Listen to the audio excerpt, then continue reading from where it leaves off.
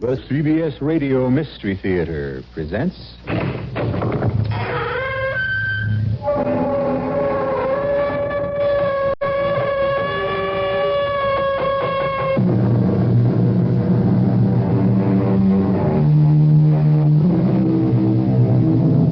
Come in. Welcome. I'm E.G. Marshall. The history of man shows that we find it almost impossible to differentiate between saint and devil. And the smoke of countless fires has consumed the bodies of a considerable number of self-styled healers and mystics who have been condemned by society as devils and burnt at the stake, while their followers mourn them as saints. But no one person in history has aroused the flaming controversy that still surrounds the life and death of a Russian monk named Rasputin. I am Rasputin, the little father. Confess your sins to me, and you will gain salvation. But I have nothing to confess, Father. Oh, then you cannot gain salvation. Come, give me your shawl, and we will sin together and repent together. I will save you in spite of yourself. Now, give me your shawl. Take my shawl. And the knife. Huh? I'll give you death. Monster! Die, Antichrist!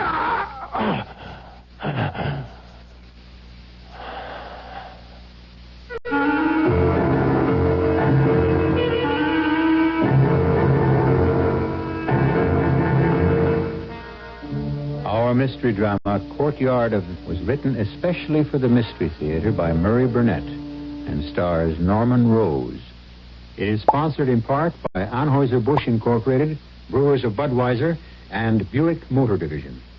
I'll be back shortly with Act One. I want that sinus medicine. Headache tablets? No, sinus medicine. Sinus tablets. Helps the headache and the pressure. Oh, you mean sign-off. Exactly. Headache pain is one thing. A sinus headache is something else. Sometimes your whole face can seem to throb with pain. You want relief. Take Sign-Off tablets. SINEOFF, the sinus medicine that gives you a full dose of pure aspirin plus a sinus drainer. Sign-Off, the sinus medicine that helps relieve sinus pain while you drain. And Sign-Off doesn't stop there. Have you tried Sign-Off Sinus Spray, the fastest known form of sinus congestion relief? It works in seconds. That's Sign-Off Sinus Spray. When sinus flares up, use Sign-Off tablets and spray only as directed. SINEOFF. Sign-off. Exactly. Sign-Off, the sinus medicines in the bright red box.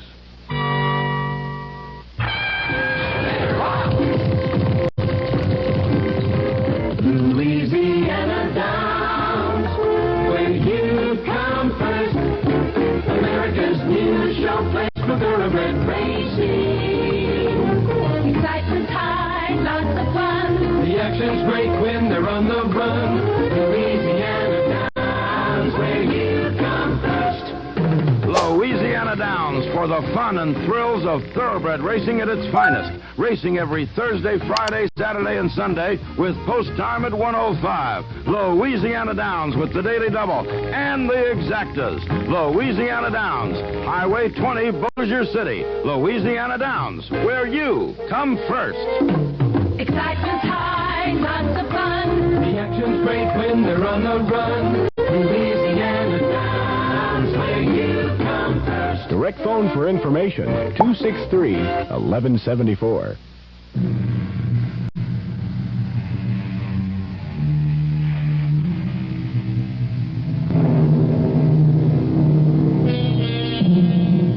In 1915, the court of Tsar Nicholas of Russia was dominated by a drunken, dissolute monk who had taken the name Rasputin. And it was Rasputin's notorious orgies that ultimately led to his banishment from court, despite the fact that Rasputin wielded extraordinary power over the Tsar and the Tsarina because of his ability to ease the pain of their only child. The Tsarevich, heir to the Russian throne, had been born a hemophiliac. a victim of the bleeding disease. And when Rasputin appeared at court, his hypnotic voice and soothing touch did the Tsarevich more good than any doctor's prescription. Well, Dr. Lassevet, how is he? How is my son? The Tsarevich is resting, Your Highness. Comfortably. Reasonably so. Is he in pain? Oh, it's hard to tell. You and the other court physicians are incapable of helping my son. But I know someone who can. Rasputin? Yes, Lassevet. Rasputin, whose name brings that grimace of disgust to your lips, but whose touch brings comfort to my son. Your Highness, I dare not presume, but you know I speak out of my love for you and the Tsar. You make a mistake placing Russia's fate in the hands of this charlatan, this drunken debaucher of the ladies of your court. He'll surely bring ruin to Russia. You will see to it. Rasputin is brought back to court as soon as possible.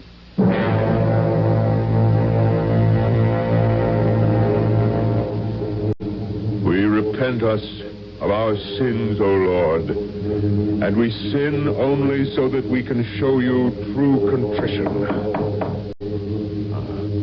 Most Reverend Father, I seek your permission to open the door, since I know the message will be for me. How would you know that, my son? It is an inner voice that tells me. A voice that has never before been wrong. It tells me that there will be a summons from the Tsarina, because the Tsarevich is bleeding again, and he needs me. Permission granted, my son. I am here by order of Nicholas, Tsar of all the Russias. I come for the monk Rasputin. His presence is demanded at court.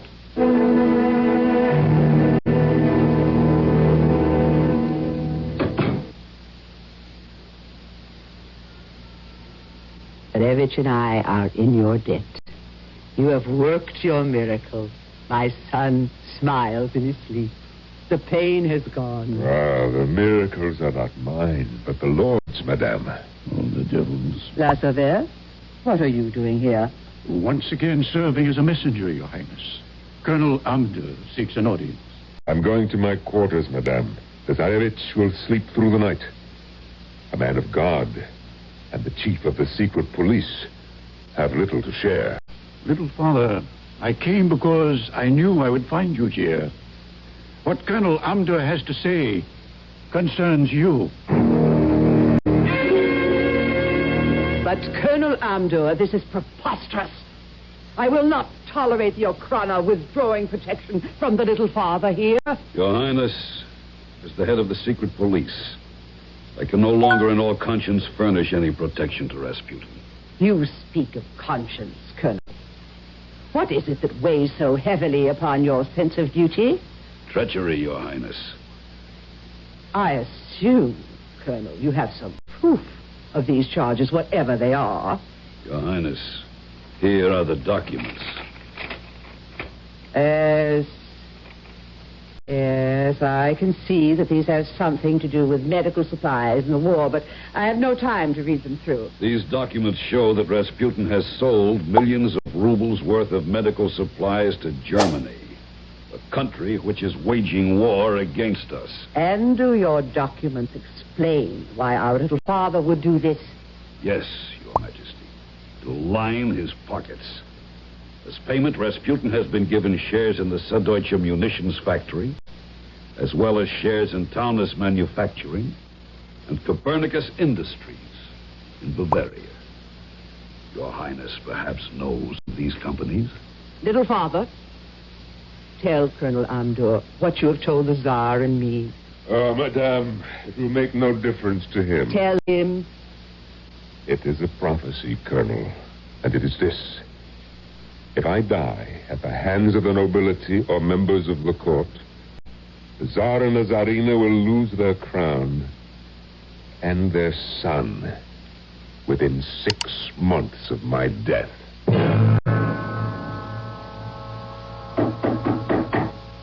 Come in. Dr. Lassevet. I arranged for you to be admitted privately, expressly to meet this young lady. Her name is Vavra. Oh, she's most certainly worth meeting, but... Vavra is going to kill Rasputin. Why do you tell me this, Colonel? I dissociate. Yes, Doctor. Very commendable and cautious. But do you think I would risk my position unless I were absolutely certain about this lady? What makes you so certain? 3 months ago, my sister and I were walking along the Nevsky Prospect. Rasputin was driving by in his carriage. He saw my sister, had the coachman stop, and alighted from the carriage and accosted her. She tried to push by him. He became insistent, and then, despite my screams, he picked her up bodily and threw her into his carriage and drove off. Then neither I nor my family have seen her since. But we know where she is. Yes, she is in the quarters of Rasputin in the palace. I brought you here, Doctor, for you to show Vavra exactly where to strike Rasputin with a knife, so that the thrust will be certain to kill him. Haven't you overlooked the fact that before Vavra can strike, she must be close enough to strike? Use your eyes and wits, Doctor. Isn't she beautiful?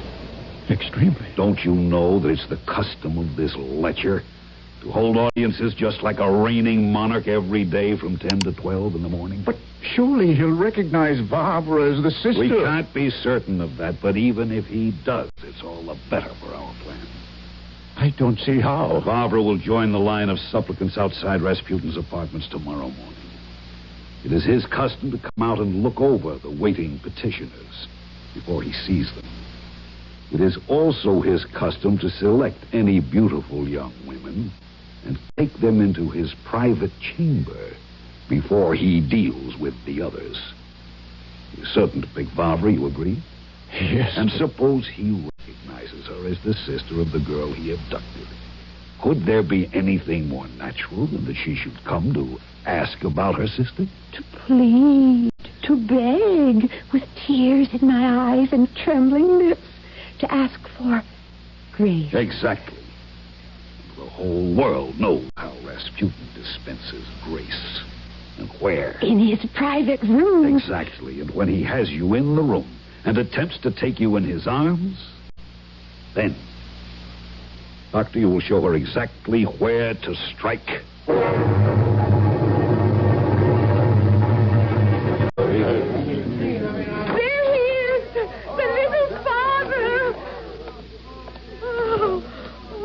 Little sister, do I know you? You remember me? Oh, thank God you remember me. Come, little sister. The Lord will prepare thy going out and thy coming in.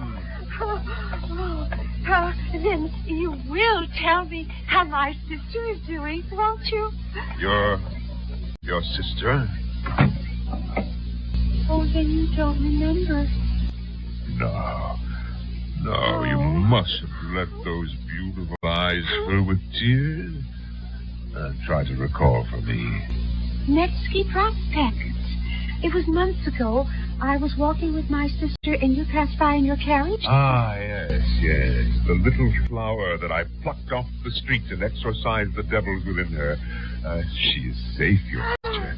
She has found salvation with me. Oh, my parents will be so happy to hear that little father. May I see her? After we make sure that you are without sin, little sister. Come, we'll pray together. Now, this is the cleansing room. It is here you will find salvation.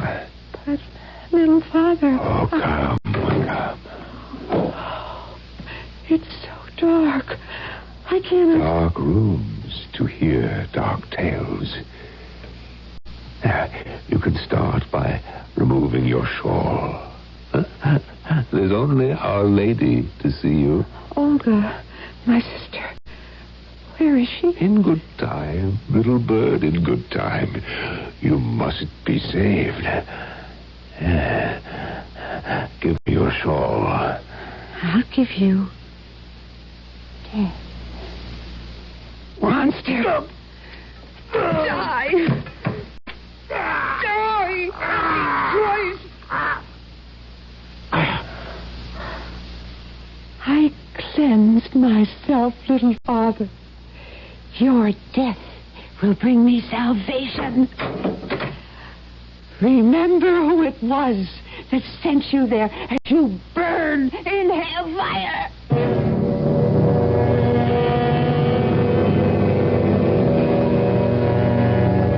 Rasputin, saint or devil? The arguments still rage. But the single most powerful man in Russia lay on the floor of the palace in St. Petersburg while his lifeblood ebbed away. Was this to be his end? We'll be back shortly with the answer and Act 2.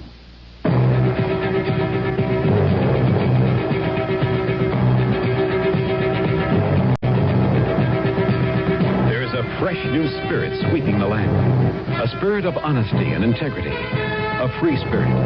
A spirit that demands products which fill your utilitarian needs while satisfying your good taste and your desire for economy. We at Buick have felt the spirit and are dedicated to your sense of freedom.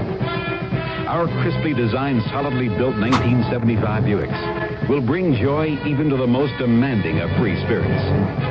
The 1975 Buick Electra, LeSabre, Riviera, Century, Skylark, Apollo, and the gutsy new Buick Skyhawk are dedicated to the free spirit in just about everyone. Hey, there's an exciting new attitude at Buick. Take advantage of it at your local Buick dealer.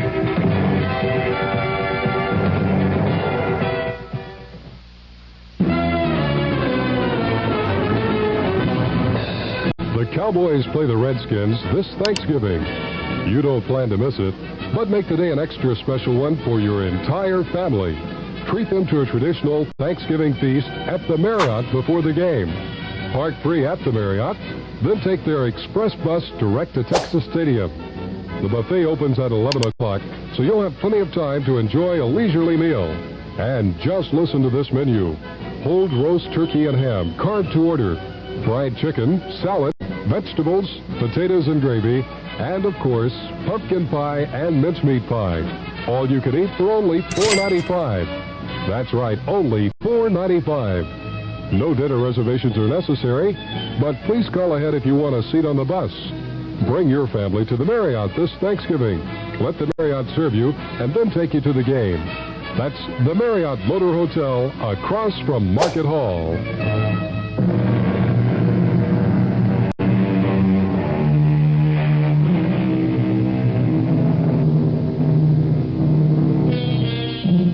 The year was 1915, and the Russian imperial court seethed with intrigue. At the center was the bizarre figure of Rasputin. Dissolute, drunken Rasputin openly boasted of his influence with the Tsar and the Tsarina. Idolized by half the nation as a saint and a healer, Rasputin was loathed, feared, and plotted against by the other half. One such plot resulted in a stabbing which wounded him so seriously he has been hovering between life and death for days. You will be careful to keep this bandage in place, little father. And you will also refrain from drinking. Wine makes blood, Dr. Lassauvert. It will be good for me. For just once, listen to the doctor. Perhaps it would have been better had I died. How can you say that? Had I died, you and the Tsar would be safe. There are many who still plot against me, and should they succeed, madame, you and your family will lose the throne within 6 months of my death. You should rest more and talk less. In 10 days, I shall be in Tobolsk. But that's in Siberia. My birthplace, little mother. I feel the Lord wishes me to revisit the province where I was born. Out of the question. I will not be responsible for your health if you undertake such a journey. I do God's will only. And if God wills it, I shall return. Oh, you must, little father. You must. If Rasputin undertakes this journey, it will be against my orders. I take note of that, La Sauvere. And risking your highness's displeasure, I remind you that your niece, Princess Irina, and her husband have been waiting in audience with you for some hours. If they wish to see me, have them shown in here. But, your highness, neither the princess nor Count Elston has ever met the little father, and I'm uncertain. But of course, it will be perfect. What? The train. Count Elston's private train. He will be delighted to lend it to the little father for his journey.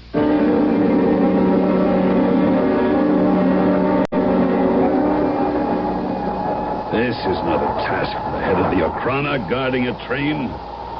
La Sauvere, couldn't you have let the scoundrel die? I'm afraid it was a higher power than mine. Ah, yes, the picture of the Holy Virgin that saved the life of the holy Rasputin. Barbara's knife would have pierced the vital organ had it not been deflected by the wooden frame of the picture of the Virgin Mary. Are you becoming a disciple of the monk then, Doctor? Not at all. It just seems a strange coincidence. Of which he's made more capital with Her Highness. Are you still determined to remove Rasputin? He's vermin. Vermin must be exterminated. Russia must be saved from him. And at the same time you save Mother Russia. You ensure your continuation as the head of the Ochrana. Oh, you know something. What have you heard? Only the gossip of the court. Her Highness is unhappy with your removal of the guard from Rasputin. I don't care about my career. You must believe that the first motive I have for seeing that the devil dies is to save Russia.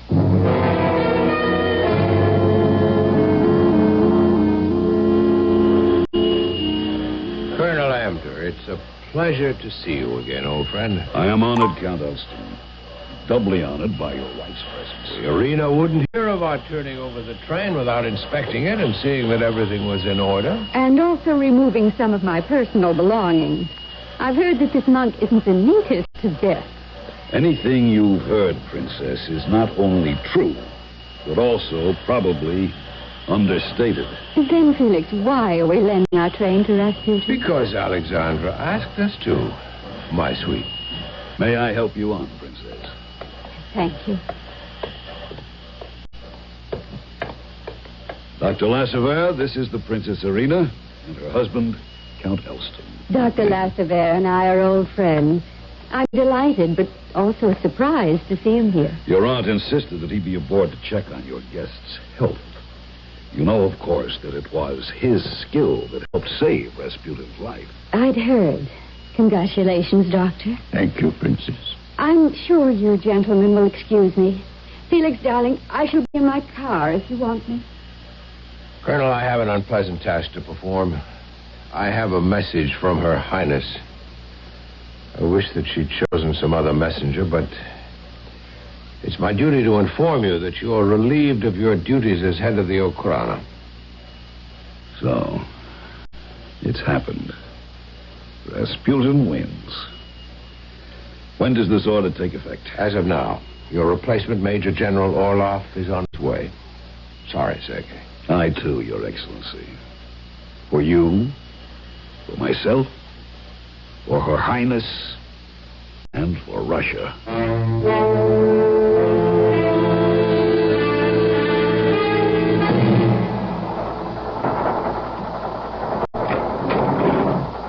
Is that you, Felix? Darling? I do hope you're not annoyed. Who are you? A man of God, Princess. And a friend of your Aunt Alexandra. You're Rasputin. Is it my appearance that surprises you? Surely you've heard about me. Have you seen my husband? Not yet, dear lady. I first wanted to thank you personally for your kindness in lending me this train. Aunt Alexandra told me that you would return our train by the 1st of the month. Yeah. Did she also tell you that Rasputin does what he likes? When he likes. If you'll excuse me, I'll join my husband. First, you will sit on my knees and tell me about your sins. You will take your hand off my wrist. Oh, don't be ashamed of your sins. If you're wise, you'll accept salvation at my hands. Yes. You will sin as you have never sinned. You will reach heights of ecstasy that you've only dreamed of in your darkest dreams. And then we will repent and earn our salvation together. Tell my husband. You. Oh, the Count is wiser than you. God protects me, and the Count knows better than to interfere with God. The devil made your nails sharp. Get out! Get out of this car before I put your eyes out. The devil triumphs now, but God will be victorious. Finally.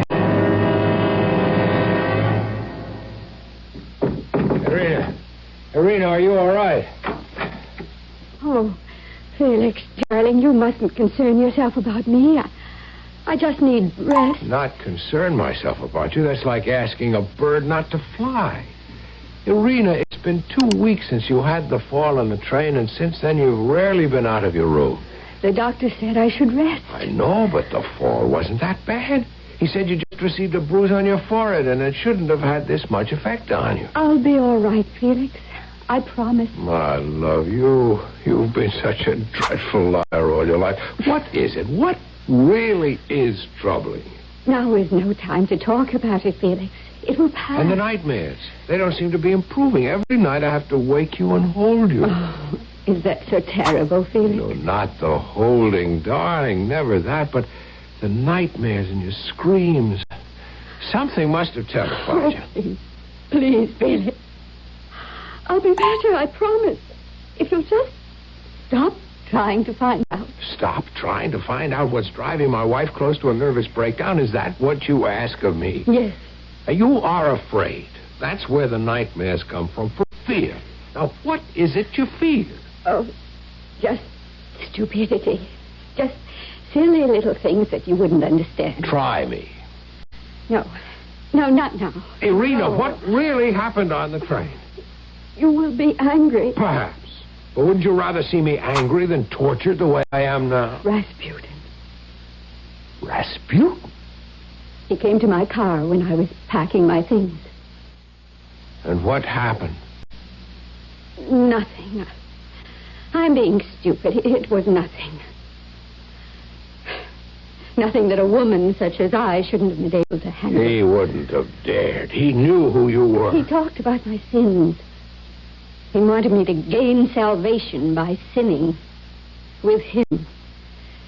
And when I refused and I threatened to tell you, he laughed. Oh, Felix, come back. Felix, where are you going? Your nightmares are over. Felix, please, if you love me, come back and listen. Oh, I'm here. He laughed because of his power over Aunt Alexandra. He said that if you complained about him to her, she'd believe that you were in league with the devil, as all of his enemies must be. But Alexandra loves you. She knows that She loves her son more. And the bruise. How did you come by the bruise? When I struggled with him and finally broke away from his grasp, he became enraged. He struck me. I fell. Then he left. But I know he still wants me, and I'm afraid. Irina, my darling, I swear to you that you have nothing to fear. You have nothing to fear, because now that you have told me this, Rasputin is as good as... And now Rasputin has added a powerful and implacable enemy to the long list of men and women who plotted against his life. So far, he has survived all the plots and attempts to kill him. However, Count Elston was by far the most powerful and determined of Rasputin's foes. I'll be back shortly with Act 3 to take you further along on this journey to the cellars of death.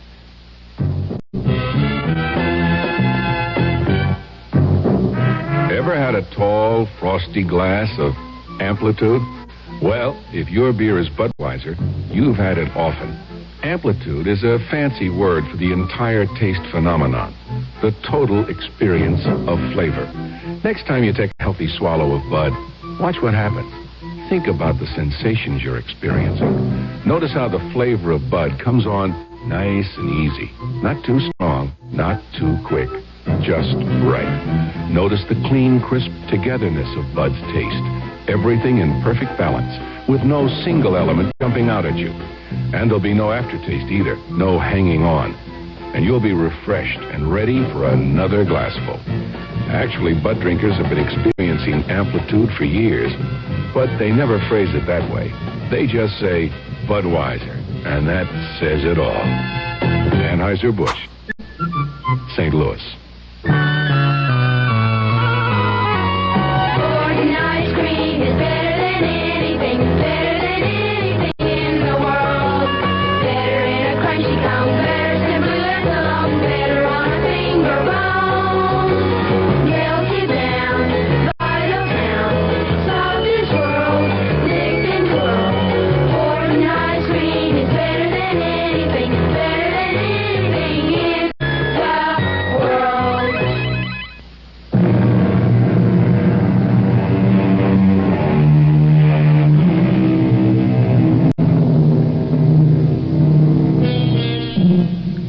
The mirror of history reflects the Russian court in the year 1915 as a hotbed of corruption and deceit, overlaid by orgiastic religious hysteria. This last was brought about through the influence of a peasant monk named Rasputin. Rasputin openly lived a life of drunken debauchery, practicing what he preached. In order to find true repentance and salvation, one must sin. Rasputin sinned, and in sinning incurred many enemies, among them one of the most powerful nobles in Russia, Count Felix Elston. Sergei, thank you for your promptness. I apologize for not delivering the note in person. I am honored and pleased that you thought of me, Count. How may I help your Excellency? How many men have you killed? Well, am I to include those I had executed when I was in command of the secret police? No. Personally. 3. I had thought it was more. I wish to heaven it had been at least one more. Anyone I know? I believe he recently carried a scar on his face made by your wife's fingernail. You insolent dog! You knew about Rasputin and Irina, and you didn't... Please, Your Excellency, I meant no offense. I wish the devil were burning in hell. I tried to say to them, please let go of my throat. And Rasputin knew. He found out you sent that woman to kill him, and that's why he had you replaced as head of the Okhrana. He would have had me dismissed even if I hadn't tried to have him killed. Still, Colonel Sergei Amdur, I'm sure if Rasputin has his way, I shall shortly be sent to the front to fight the Germans. I must not let that happen. I need you, Colonel. What for? To help me kill Rasputin.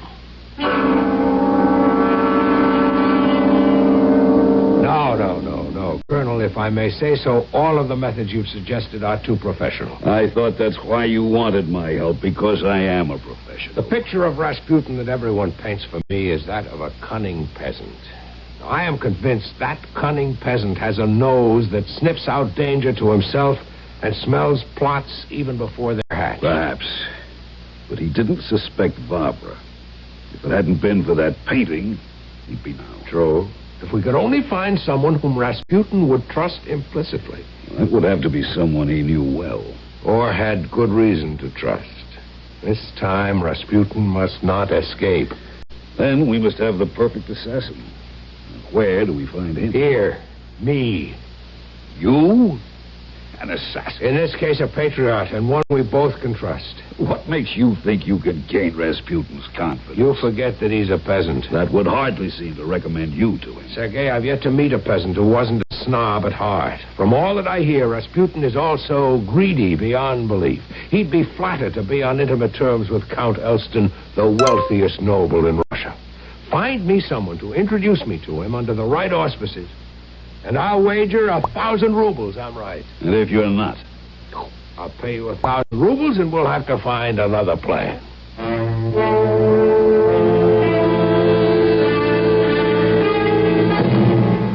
Come, Felix, drink up.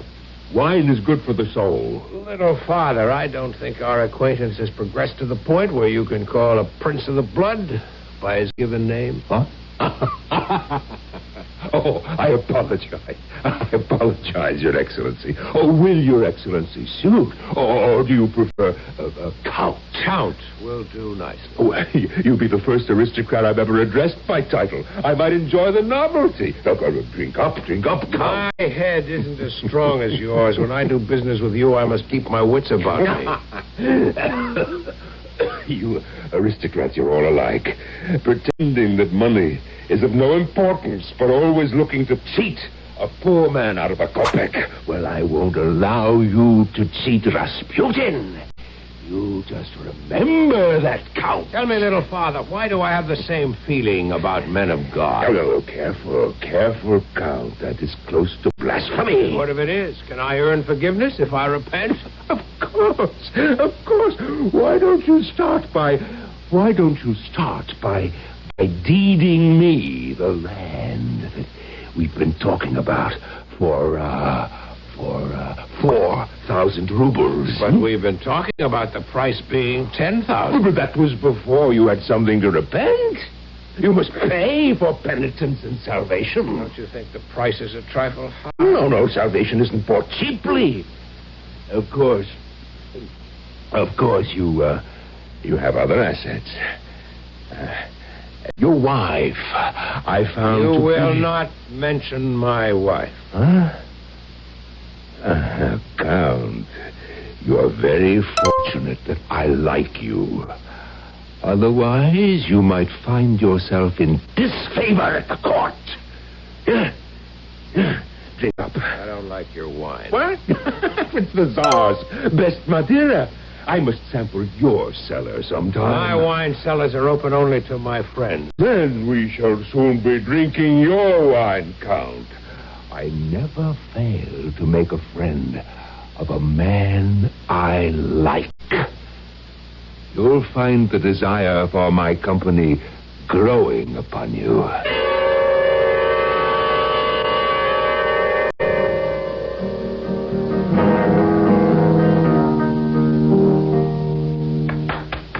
Bravo, Count. Where did you learn to play the guitar like that? Credit my father. He visited Spain and fell madly in love with the music of the flamenco guitar. Did you know that Rasputin loves music? Oh, is that important? Tell me, what do you know about poison? Well, I've used it on occasions, of course, but it has its drawbacks even for professionals. And what are they? Difficult to administer. Not in this case. And then the killing time. And a quick-acting poison is easily traceable. Slow-acting poison always runs the risk of being detected so that an antidote can be administered. And our poison must be quick. What is the quickest, Colonel? I'm not an expert, but I would say that it was cyanide. That, of course, has the distinctive odor of bitter almonds, which makes it easily detectable by the intended victim. You are right. We can count on his gluttony, but not to that extent. There must be other poisons. Dozens. Why don't we call in an expert? Count Helston, what do you want me to do? Furnish us, Doctor, with a quick-acting poison whose taste would be concealed by food or wine. I must warn you, Your Excellency, that any poison I know will have unmistakable symptoms that would warn the victim and alert any bystanders. There will be only Rasputin and me. Well, knowing that Rasputin is careful never to be alone with anyone, even women, I wonder how you think you can arrange that, Count Helston. That is not your concern. And this, Colonel, is the door that leads directly to the cellar. What about footprints? There will be tracks in the snow. Both going in and coming out. The way I've planned it, Rasputin will presumably have left my palace and wine cellar in good health. I cannot expect to conceal the fact that he has been here, but the Tsarina and the police will know that he left. 6, steps down, and we arrive here at the door to the room where Rasputin will do his last drinking and eating, next to the wine cellar there. Colonel, I will want you to see that the table is set for 8. If all preparations for a party aren't set up, that peasant shrewdness of his would smell a trap. The tea and the cake should be on the table. The chocolate will be the poison cake. He has a sweet tooth, and he loves chocolate. And that way, I'll also be able to eat with him without risk. And as you see, my guitar is already on the wall. What time will you want this room ready? We'll be arriving about 9. What about Lassover? Our good doctor is unhappy, but he'll do it. He already has the poison. Good. You'll both wait upstairs. The servants? I've given them the night off. Shouldn't we wait down here, concealed, in case something goes wrong? Nothing will go wrong. You and Lassover will stay upstairs until I come for you. Very well. But I'll feel better if you take my revolver.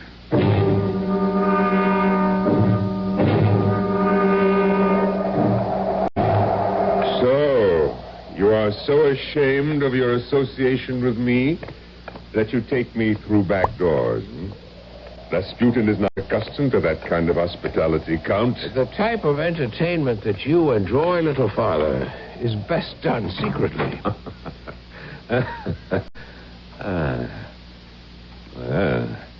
This seems to be carrying secrecy to extremes, Count. The room is empty. I told you we'd be early. You wanted to hear me play the guitar. I don't like playing when people are more interested in eating and drinking than listening. So, make yourself at home. The wine which you've expressed a desire to sample is on the sideboard. All in good time, Count. Will your beautiful wife join us tonight? I have asked her. And she said? She said, little father, that you frighten her. Oh, she should be more like me and trust in God. I'll get my guitar. It's always easy to be frightened, Count. Did you know that only today that Arena warned me of some new plot against my life? Wouldn't you like a glass of wine? No. I see a samovar here. I'll pour myself some tea. Tea? Yes, tea. Tea, my dear Count. And you see, I am afraid that if I start with wine, I won't be able properly to judge your skill with that guitar that you hold. Now, are you going to play before the company arrives? Or shall we send for the Princess Irina? I'll play. Hmm?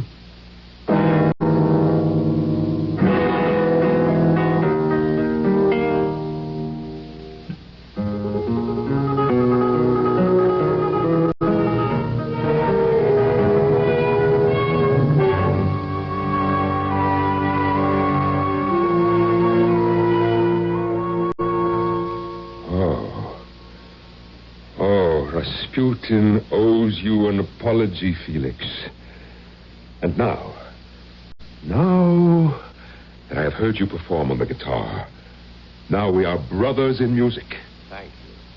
And now you shall play some more for Rasputin while I eat before the other guests arrive. Try the chocolate cake. It was prepared especially for you. Ah, thank you.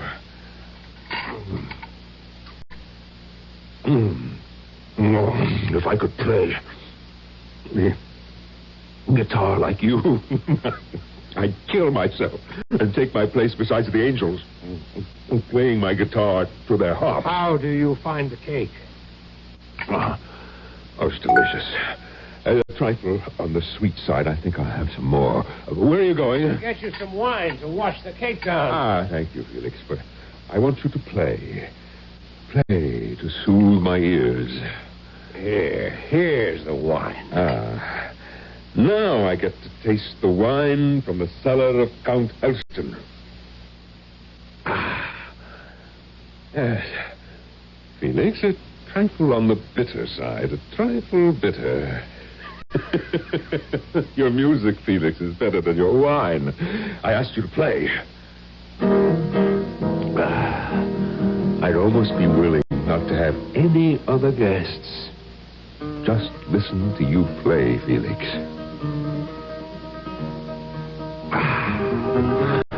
Listen to music and eat and drink. When I finish this bottle, I'm sure there'll be another from your cellar.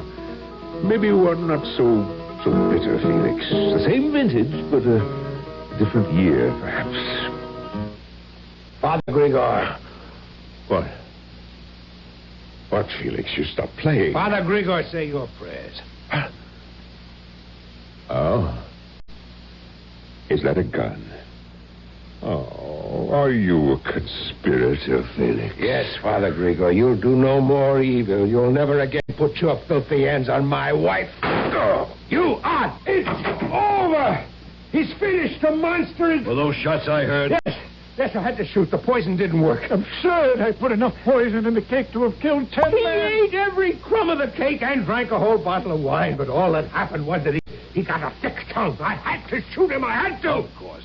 It's not possible. He should have died. He had to die. Stop mumbling, Doctor.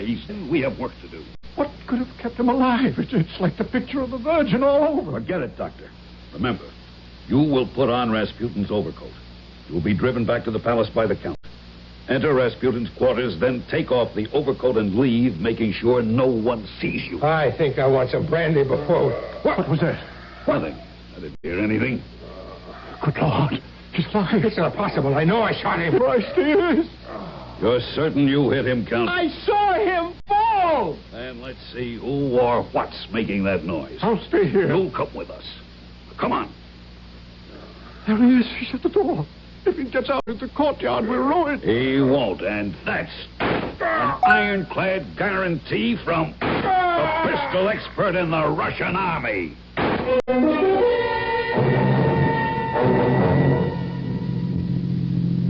Is the doctor all right? Depends on what you mean by all right. He went through with impersonating Rasputin. He was seen wearing Rasputin's overcoat.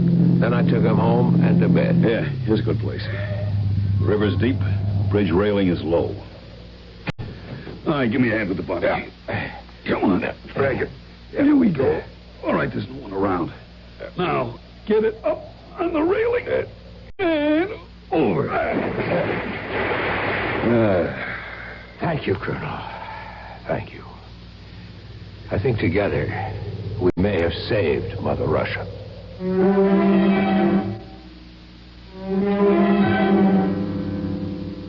Count Elston was mistaken.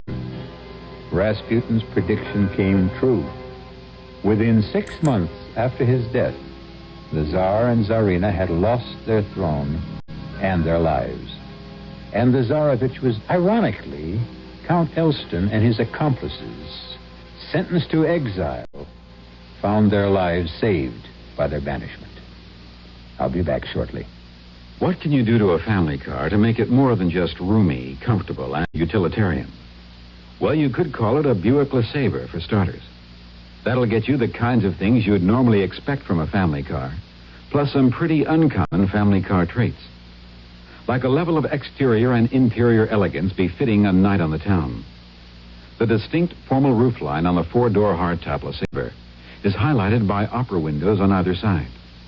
On the inside, you'll find comfortable cloth or vinyl seats, plush carpeting throughout, plus available options such as tilt steering wheel and automatic climate control air conditioning to turn ordinary errand running into motoring for pleasure. The 1975 Buick LeSabre. Consider it a family car as well as an instrument of pleasure. Buick's LeSabre, dedicated to the free spirit in just about everyone.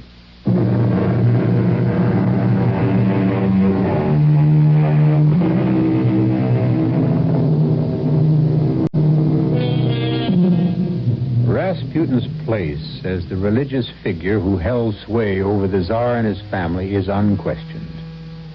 Still open to conjecture, however, is whether Rasputin was a maligned saint or a devil. Here is the opinion of the Tsarina Alexandra in a handwritten note she had placed in his coffin. It reads, "My dear martyr, give me thy blessing, and may it always follow me on the sad and dreary path I have yet to traverse here below, and remember us from on high in your holy prayers. Signed, Alexandra. Our cast included Norman Rose, Anne Petoniak, Mason Adams, Gene Gillespie, Jackson Beck, Roger DeCoven. The entire production was under the direction of Hyman Brown. And now, a preview of our next tale. What's the matter? A matter? The way you look when you open that letter. Mary, what is it? Now, let me see that letter. No, Claudia. I'll just give it to Mr. Hammond when Mary, please, let me have that letter. All right. What? Mary, did you read this? Well, I glanced at it enough to... Todd, dearest, of course I love you as deeply, passionately as you love me. And you're right. Claudia does stand between us. So, dearest heart, I've changed my mind. I will go along with your plan to put her out of the way. Signed, Margot. Radio Mystery Theater was sponsored in part by Sign-Off, the sinus medicines. This is E.G. Marshall inviting you to return to our Mystery Theater for another adventure in the macabre. Until next time, pleasant dreams.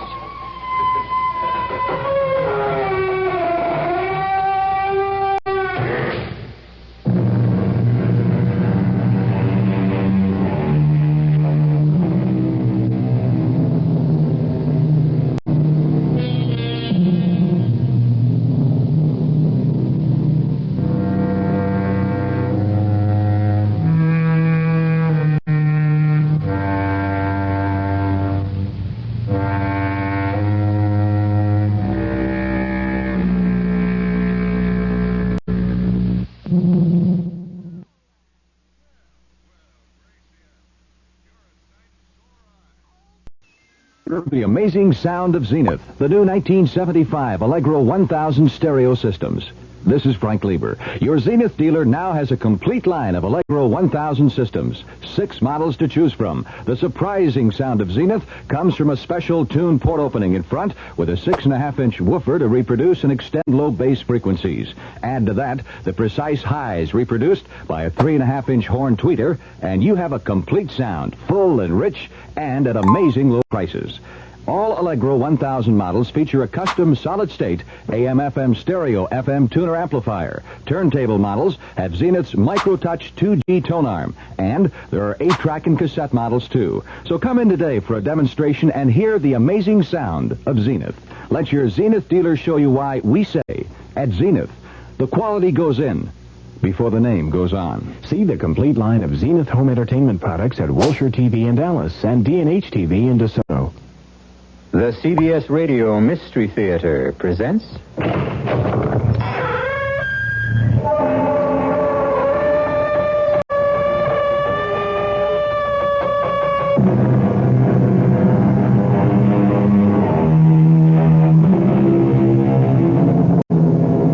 Come in. Welcome. I'm E.G. Marshall. And once again, I invite you to join me as we journey through a strange and mysterious landscape filled with the terror of the unknown. Come as you are. You already own all the necessary equipment. All you need is your imagination. You've heard it said, there is no such thing as the perfect crime, but don't you believe it. History is filled with perfect crimes. After all, isn't every unsolved murder a perfect crime? We have a perfect crime for you to consider. And the ironic part of it is the fact that the murderer had no intention of killing his victim. Indeed, he was completely unaware of his existence. I saw this guy, Katie. Yeah? He had the pistol in his hand. It was still smoking. I knew he did it. I had him to rights. Well, Stash, why didn't you make the arrest? Because I couldn't. You see a guy kill somebody, you're a cop, and you don't move in to make the arrest? I I was scared. Scared, okay, but you could have called for help. No, they'd never believe me. Why? Because this guy's name is Aaron Burr. Oh, I don't care if his name is King Tut. Well, he's this King Tut. Aaron Burr died in 1836. Then how could he have killed somebody this morning? He did, Katie. Believe me. He did.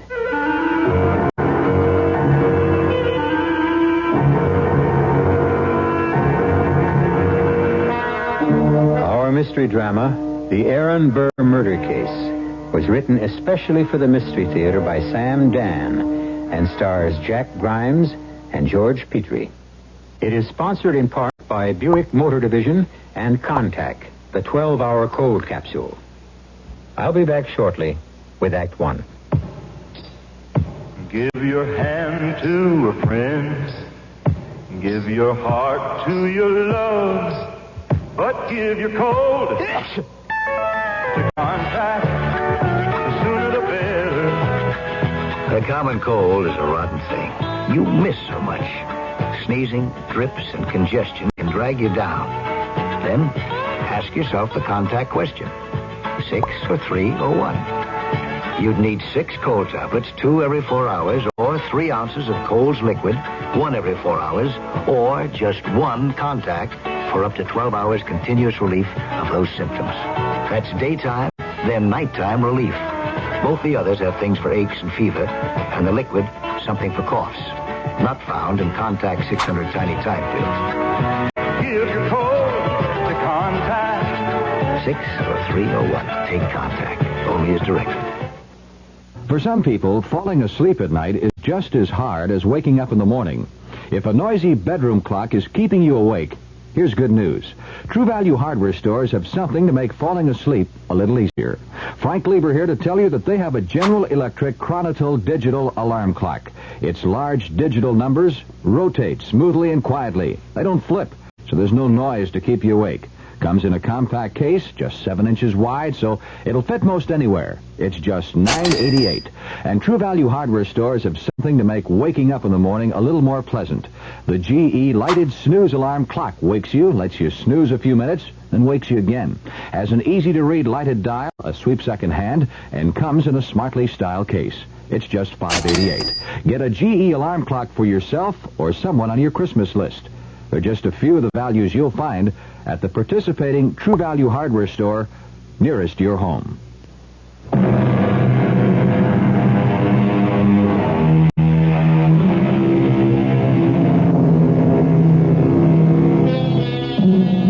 Our tale takes place in the Garden State of New Jersey, in the town of Weehawken.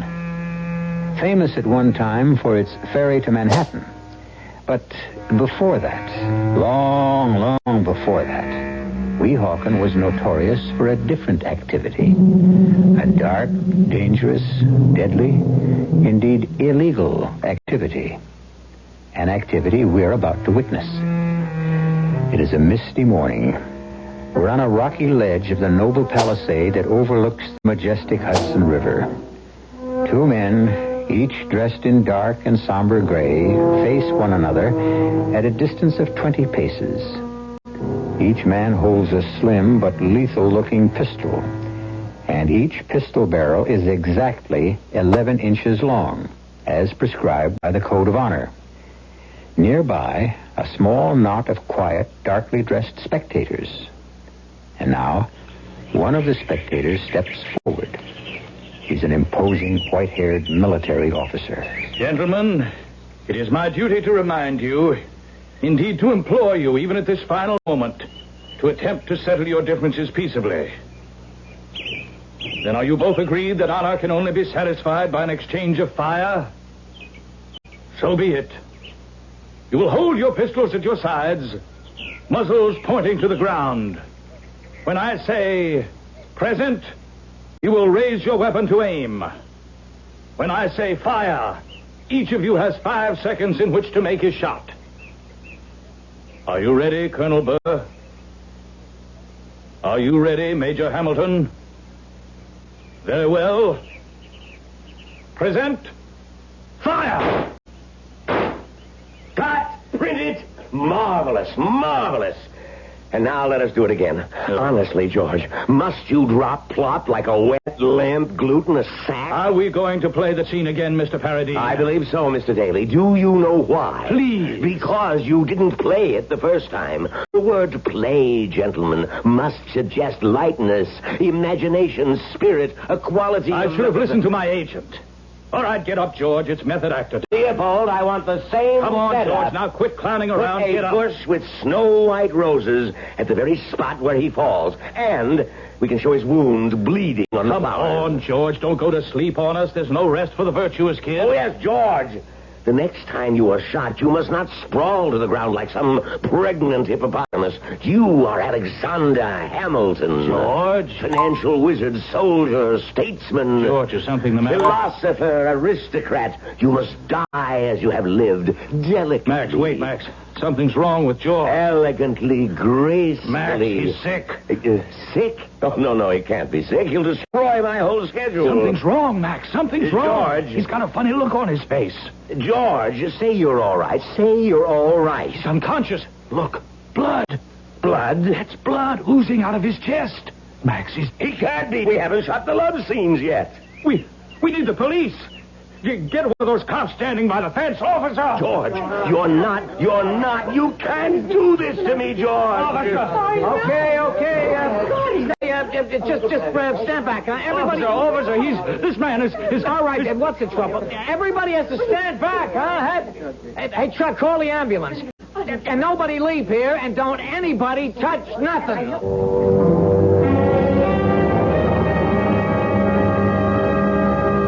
Lieutenant, he was lying on the ground.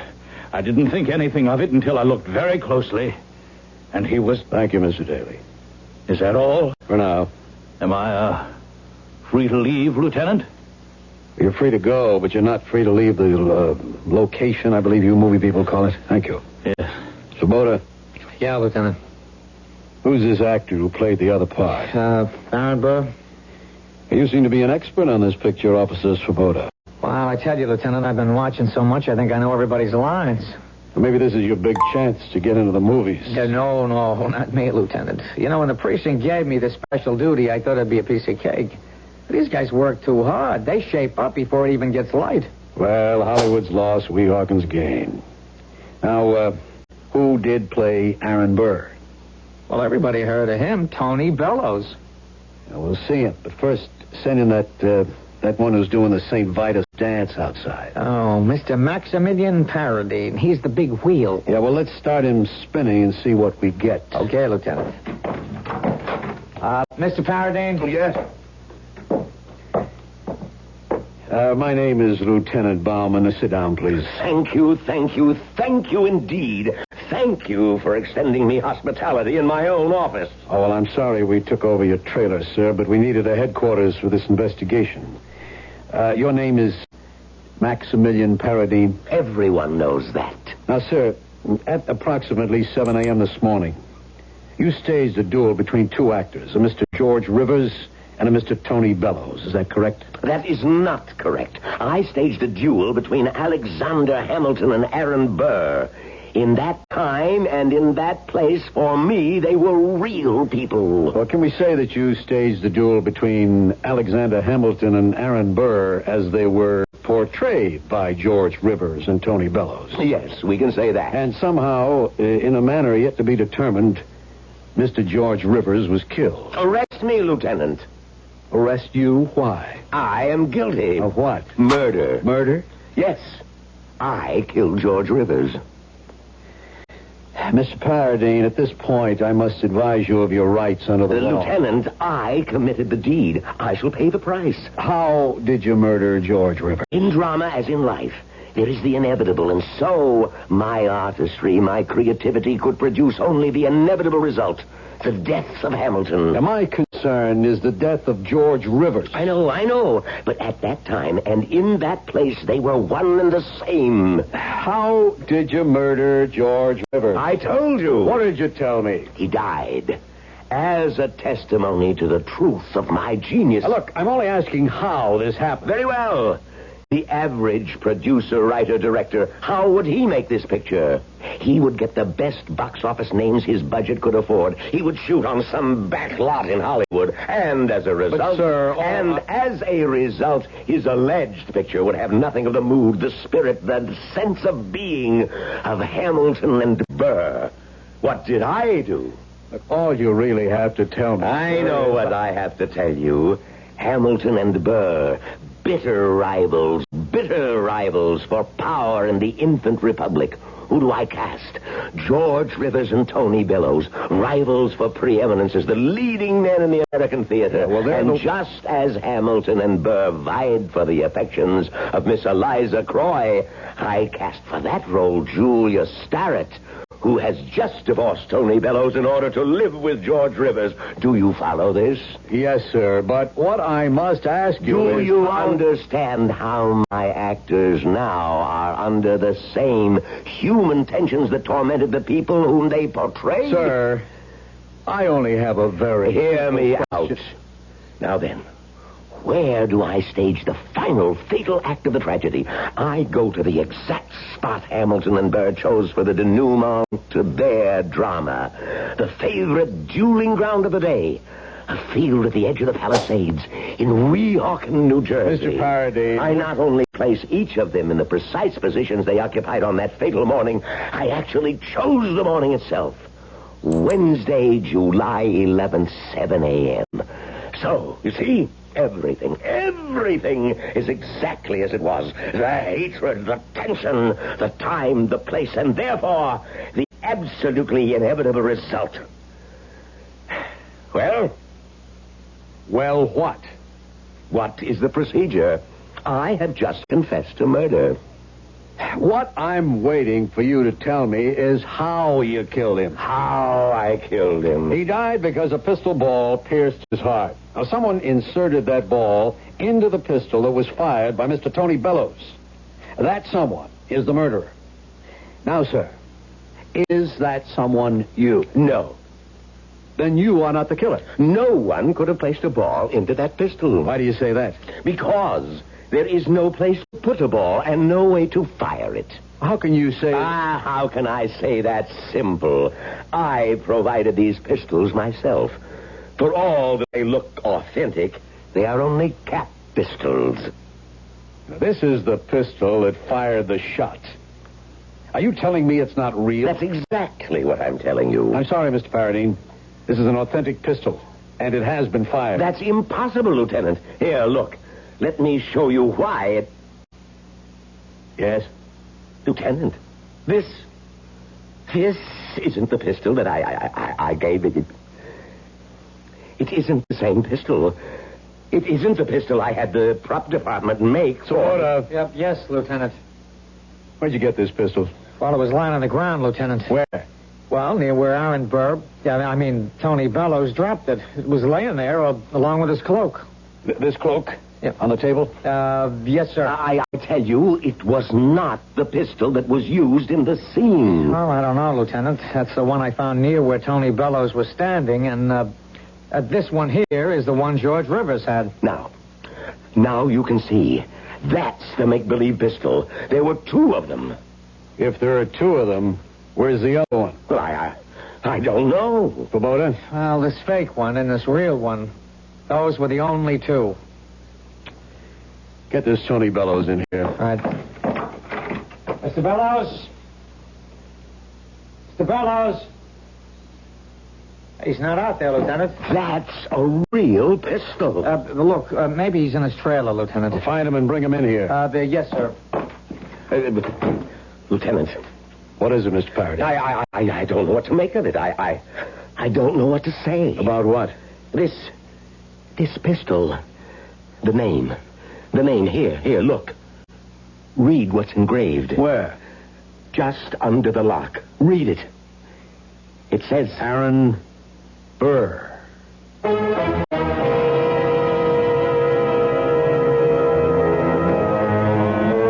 That's what it says. Aaron Burr. Well, you might say, if this is the exact spot, Aaron Burr might have dropped it there or lost it there many years ago, and that's what... But no, this is no rusted, rotted relic. Indeed not. It is a well-oiled, well-kept, well-used weapon. And it has just been fired. But who fired it? Well, we still have 2 acts to go. Maybe we'll find out when I return with Act 2 in just a few moments. Ever see a beer drinker pour his beer real easy down the side of the glass? Maybe you do it yourself.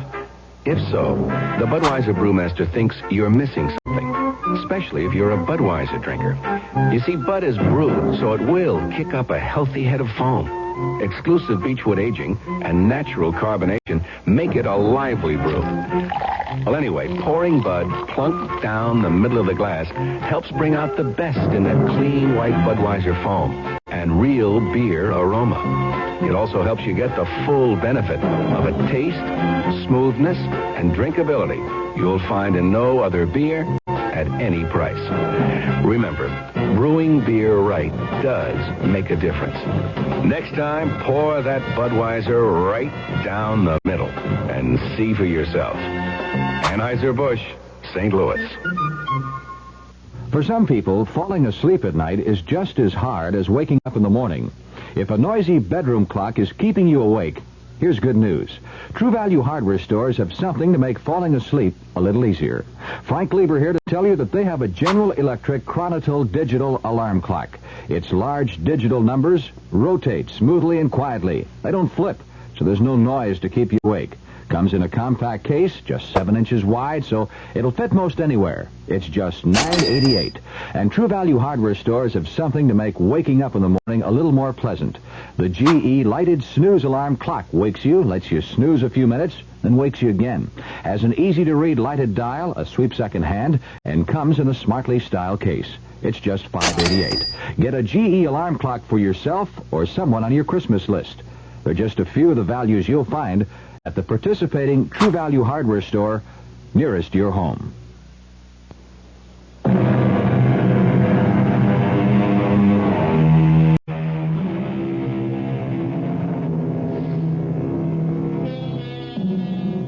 Mr. Maximilian Paradine, an authentic genius of the films, is shooting a motion picture on the duel between Alexander Hamilton and Aaron Burr.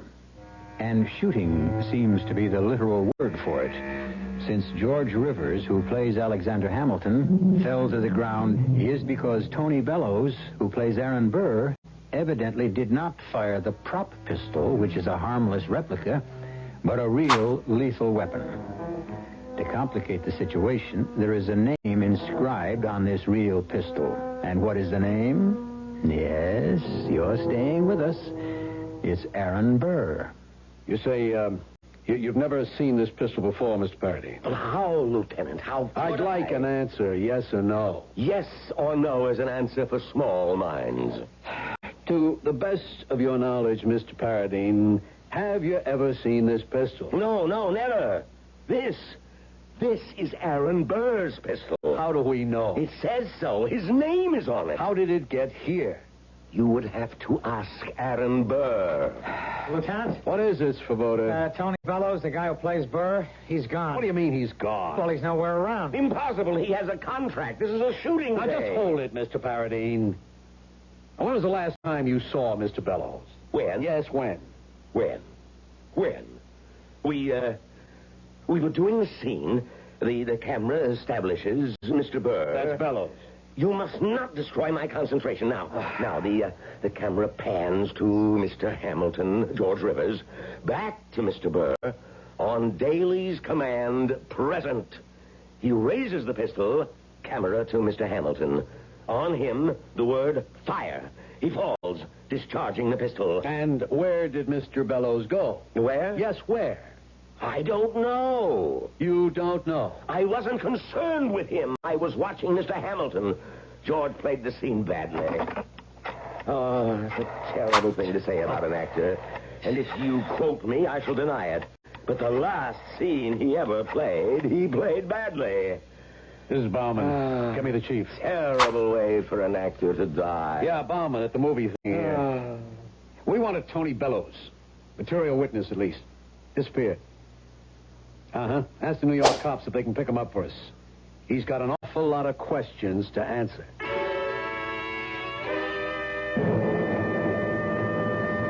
Now, Mr. Daly, you were the closest person to both parties during the dueling scene. Yes. What happened after the exchange of shots? Well, George Rivers fell to the ground. Yeah, we know that. Now, what about Aaron Burr? Well, Tony Bellows. I don't know. I wasn't looking at him. How does it happen that nobody was looking at him? Well, you see, the scene belongs to Hamilton. George Rivers. So nobody can tell me what happened to Tony Bellows. Did he say or do anything at all this morning that might have seemed unusual in any way? I don't know. Oh, now that you mention it, I didn't see him until he was in place for the scene. Mr. Paradine, do your people have to report in or check in or shape up in any way? Well, there's a makeup call, but... But what? The camera wasn't going to be on his face today, so all that Tony had to do was be in costume and in place at 7 a.m. And this cloak was his costume? Yes. I, of course, designed it myself. It is known that I attend to every single detail. I permit others to take certain credits. But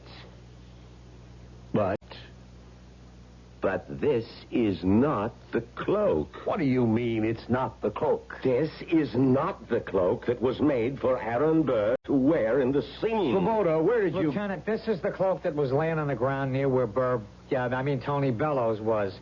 The cloak and the pistol. Where else would it come from? Gentlemen, please pay attention. This cloak is made from a heavy wool material. I have never seen a material like this. Mine was a cotton because I wanted But, Mr. Paradine... Let me... Oh, no. Here it is. Inscribed below the collar. Look, read. Aaron Burr. Aaron Burr. Lieutenant, I am frightened. Miss Paradine, are you positive this is not the cloak? Lieutenant, may I show you something? Look, these stitches. What about the stitches? Look at the stitches along every seam. Well? Not a single one of these stitches was sewn by machine. This is not the cloak that was worn by Aaron Burr this morning. Svoboda? Yeah, but it's the one I found. If it wasn't lying there, where would I get it? Lieutenant Bauman. Yeah. Where? Yeah, right now. Svoboda, you got a squad car out there? Yeah, Lieutenant. We're going to cross the river. The New York cops are holding Aaron Burr. Tony Bellows.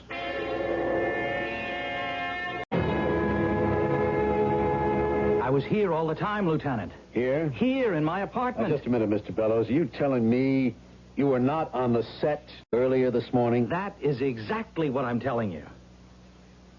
You better tell it from the beginning. All right. I got to bed late last night. We'd been, okay, I had a few. And the truth is, I did something for the first time in my whole career. I just overslept. I missed my assignment. And? Well, I was awakened by a persistent ringing of the doorbell. I kind of staggered out of bed. I was hungover, and I opened it, and there was a cop, and he said, "I'm wanted for questioning by New Jersey police in connection with the killing of George Rivers." I didn't even know he was... How would I know?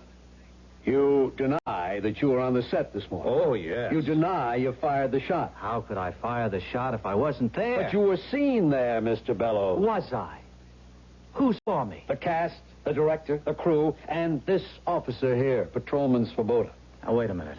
Officer, did you see me on the set this morning? Yes, Mr. Bellows, I did. Are you sure, officer? Yes, sir. Now, look at it this way, officer. You saw somebody in costume. You knew I was playing the part. Now, officer, realizing that my life could depend on your answer, just think. Did you actually see me, or did you naturally and automatically assume it was me? Well, Svoboda? Well, Lieutenant, now that it's put that way, I don't know. What don't you know? Well, I don't know if it really was him. I mean, sure, I thought it was him, but I couldn't put my hand on the Bible and swear. But if it wasn't him, who was it? I don't know. Mr. Bellows, have you any objection to coming back with us? No, Lieutenant. None at all. Will you excuse me while I change clothes? I'll just be a minute. Go ahead. Well, Lieutenant? All I know is somebody killed Alexander Hamilton. Now, listen to me. I'm talking like that flaky director. I mean, somebody killed George Rivers. Yeah, but who? Sabota, you were there. You're a cop, a trained observer. Now, tell me, what did you see? Okay, I'm standing just inside the fence by the gate.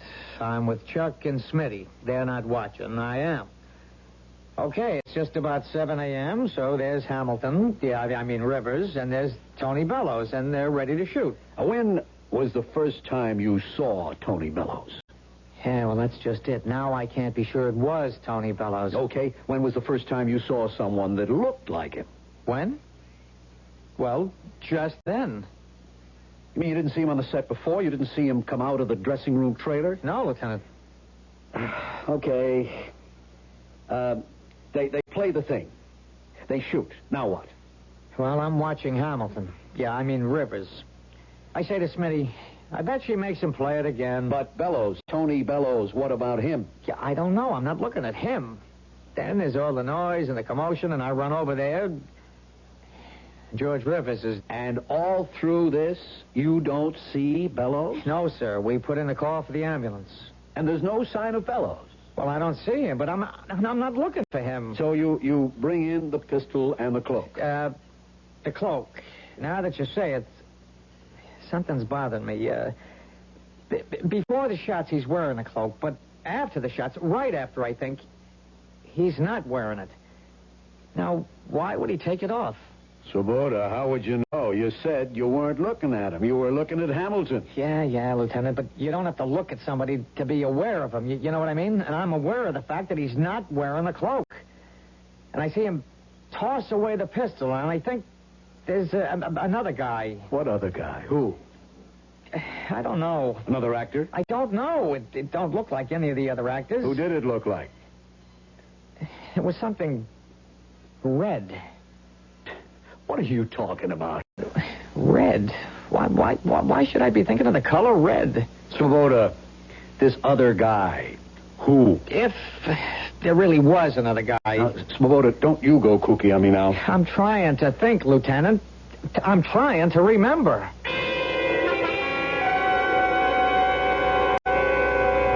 So, you kept your promise, Tony. What promise, Julia? When I decided to leave you, you swore you'd kill George.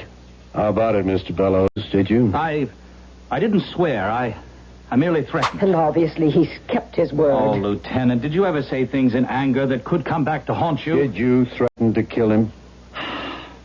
Yes, I suppose I did. He killed George because it was the only way. What only way? The only way to get rid of him. Why would I want to get rid of George Rivers? Because it had become obvious to anyone with even the slightest knowledge of theater that George was the more accomplished, the more versatile, the better actor. That is not true.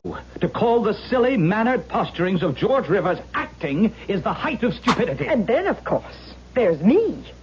I walked out on you and chose him. Do you think I'd commit murder for a little date? Okay, you folks have your fight some other time. Miss Starrett, did you or did you not see Tony Bellows on the set this morning? No. And I have no further questions to ask you. But I have something to tell you, Lieutenant. Tony Bellows killed George Rivers. How could I kill him if I wasn't here? You were here even if I didn't see you. Who says so? I really don't know why we're having this kind of argument. There's a very simple way to find out.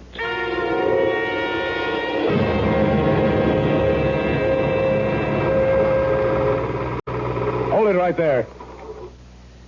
No, it's no good, Mr. Paradine. You can't see his face. Ah, but you can see the cloak and the pistols so clearly. But I want his face.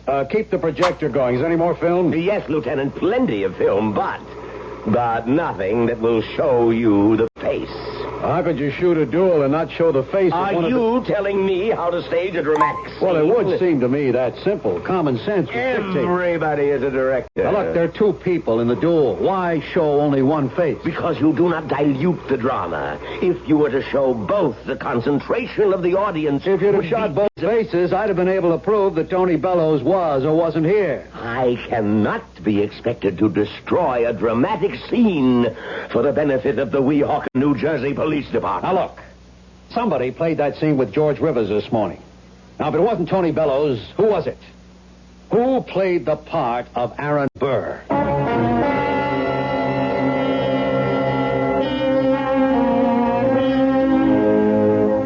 All right. Who? Let us be completely objective. Let us, as they say, review our options. First, despite what he says, it was Tony Bellows. Second, it was Aaron Burr. Yes, Aaron Burr had been gone these many years, but Aaron Burr all the same. Third, oh, well, see if you can figure it. And I'll be back in a few moments with the third act to check you out. Been all over town and you can't find what you're looking for. Stop all that chasing around.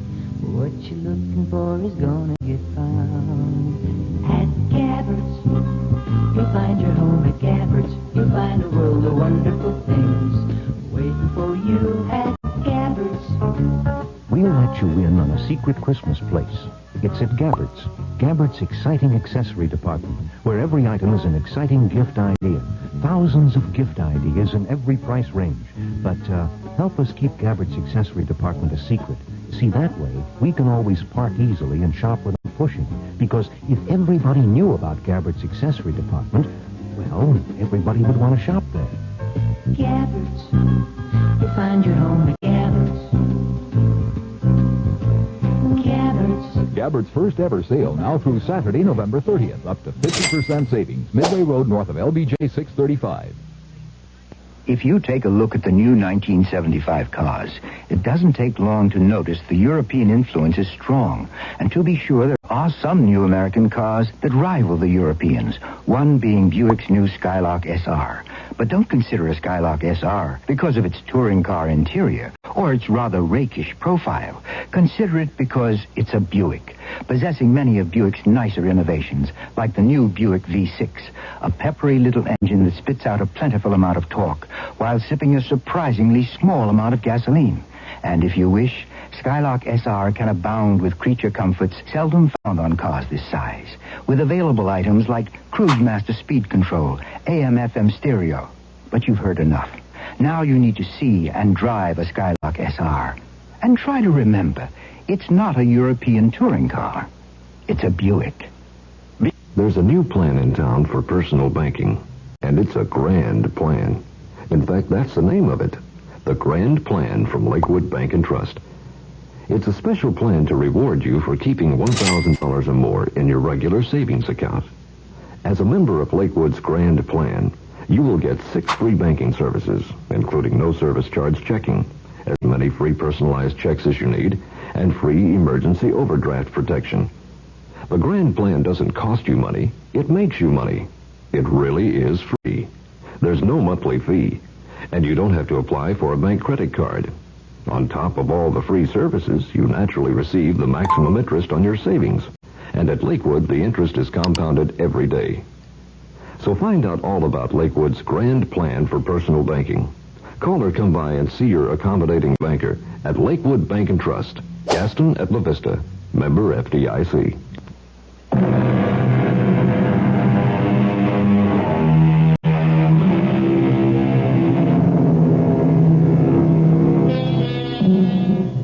George Rivers and Tony Bellows, two actors who hate each other in real life, are playing the parts of Alexander Hamilton and Aaron Burr, two people who also hated each other in real life.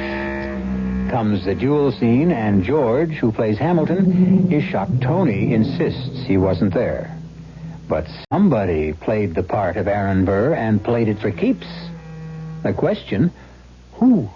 I wasn't here, and that's why no one can say they saw me. All right. No one saw, no one remembers getting a good look at Aaron Burr this morning. Now, if it wasn't you, Mr. Bellows, then somebody wore that cloak and used that pistol. Lieutenant, I can suggest a way out of the difficulty. The pistol. Whose fingerprints are on it? Things don't work out as conveniently for the police as they do for the movies, Mr. Paradine. There are no fingerprints on it. Lieutenant? Yes, Swoboda? Red hair. Why do I remember a guy with red hair? Bright red hair. Mr. Paradine? Anybody with red hair in the company? Red hair? Yeah. No. My philosophy is to use a red head only as a lead. You see, if anyone else had red hair, it would... Yeah, I know. It would detract. What about this guy with red hair, Swoboda? I don't know. I'm just trying to put it together in my own mind.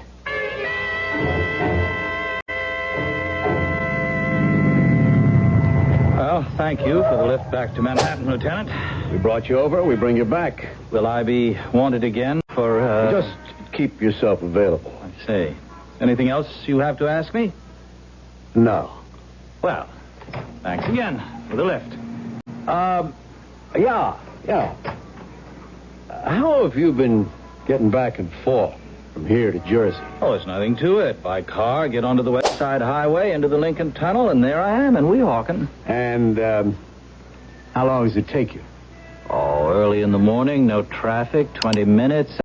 Oh, I think I see what you're driving at. Oh, I'm not driving at anything. Where do you keep your car? They have a garage in the basement of the apartment house. Well, see you around, Mr. Bellows. Yeah. Once again, thanks for the lift. Well, while we're here, we'll ask. You in charge of this garage? Oh, I ain't in charge of nothing. I just work here. Police? Yeah, I know. I can always tell a cop. What time did you come on in the morning? 8 o'clock. Who's on before you get here? Nobody. The night man quits after he washes the cars. And what time is that?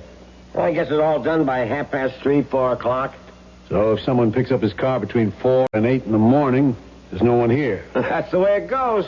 When you got here at 8 o'clock, was Tony Bellows' car in the garage? Yes, sir, it was. And talking about Tony Bellows' car, I'm washing it now. I see. Anything else? Yeah, I noticed on the blackboard there you got some names. Mr. Bellows is one of them. What does that mean? Oh, those are the full-service customers. You see, each one is supposed to have their car washed every night in the week. Okay, thanks. You know what I always say, support the local cops. Hold it. You're washing Mr. Bellows' car now? Why? You can see why. It's filthy. Full of that Jersey mud and dirt. Was it that way when you came in at 8 this morning? It's been that way all day. It's the first chance I had to get at it. But if the night man washed it last night and it hasn't been used since, then how did it get so muddy? Could he have forgotten to wash it? Oh, Jerry? Well, we call him Jerry the Elephant. He never forgets.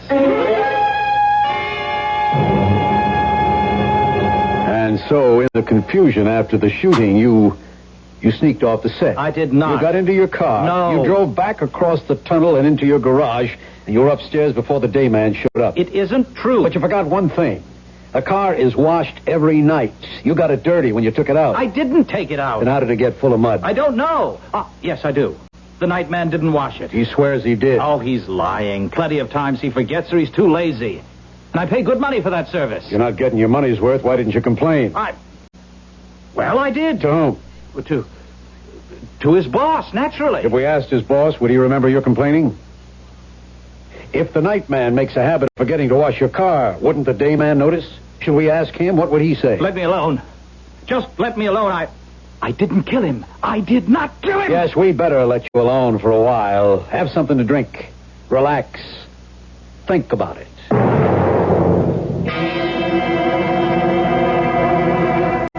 Mr. Swoboda? Huh? Oh, what is it, Mrs. Swoboda? Well, how does it happen you're not in bed? I wake up and there I am, all by myself. Katie, I'm scared. Oh, what's the matter? I can't explain it. Well, try. Should I make coffee? No, love. Just sit here. I'm really scared. Oh, honey, you scared?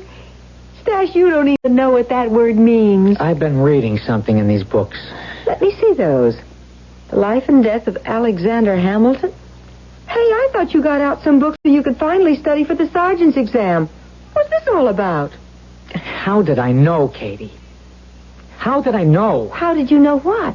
Exactly how it happened. How what happened? How Burr killed Hamilton.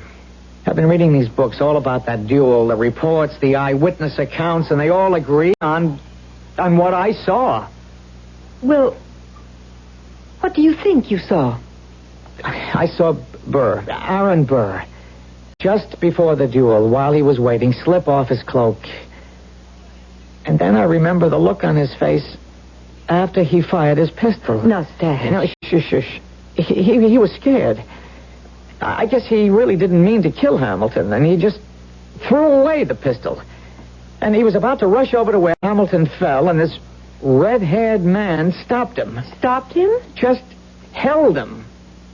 And he then started walking Burr away. And? And that's all I saw. Nobody else saw a red-haired guy, but I did. And you know who he was? Who? All right, Burr has a second. You know, a guy to back him up, huh? Uh-huh. And this guy's name was Van Ness. And he had red hair. So? Well, what does that mean? Do you realize what I saw? I saw it exactly as it happened, as it took place on Wednesday morning at 7 o'clock on July 11th, 1804. I saw the real duel. And somehow the real Aaron Burr fired, and the bullet hit George Rivers, the actor. Oh. Katie, I saw it.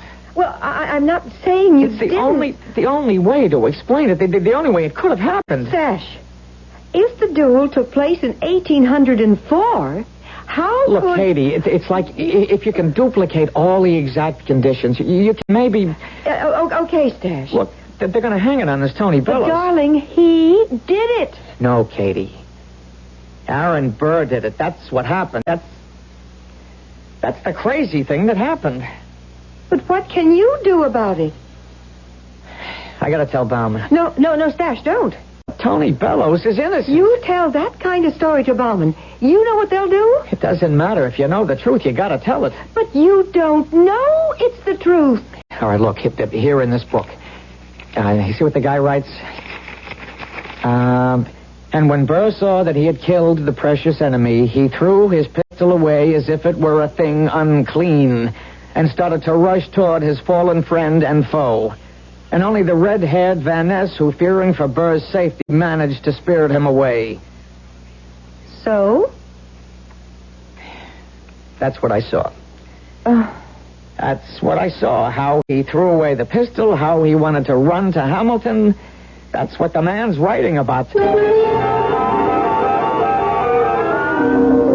And you say you actually saw Aaron Burr? It's the only thing that makes sense, Lieutenant. And somehow they were back in 1804. Yes, Lieutenant. And as the bullet flew from the real Aaron Burr's pistol, it somehow killed George Rivers. Yes, Lieutenant. Well, what do you suggest we do? We have to do something to help Tony Bellows. No, I mean, what do we do about you, Svoboda? Me? I can forget it. Forget it? You're a good cop. Lieutenant, do you think maybe Look, cops are human like everybody else. We're not supermen. But I'm not nuts. I saw it. I saw Aaron Burr. How are things at home, Svoboda? Oh, look, Lieutenant. It's tough to be a cop's wife, so sometimes a guy feels a lot of pressure. Lieutenant, everything is just great at home. And you take a lot of flack. People make remarks. A cop is everybody's favorite target. You know, they used to call us flat-feet and bulls. Today, we're pigs and fuzz. It can get to a guy. Lieutenant, all that rolls off my back. I know what I saw. You want to go on sick leave? Oh, is that how it is? How else can it be?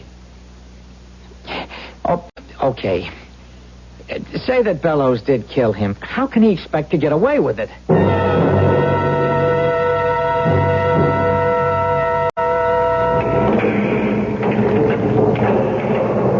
I'll let you know when I'm ready to leave, guard. Well, what do you want? Who are you? Mr. Bellows, my name is Swoboda. You look familiar. Oh, you're the cop who was on the set. Huh. Why are you here? I heard the verdict. I'm sorry. 20 years. 20, and I'm innocent. Believe me, I'm innocent. Why didn't anyone believe me? I believe you. You do? Oh, that's great. I want to help you. How? Maybe I can catch the real killer. Do you know who it is? Yeah. Who? Nobody wants to believe it. Well, listen, who is it? It's Aaron Burr. Aaron Burr? Yes. Oh.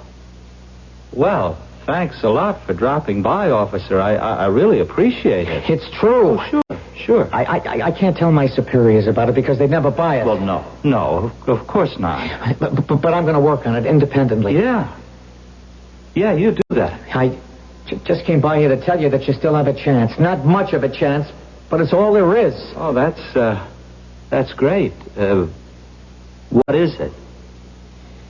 Well, the next time that July 11th falls on a Wednesday, I'll be there. At that field at 7 in the morning. And when Burr shows up for the duel, I'll try to arrest him for the murder of George Rivers.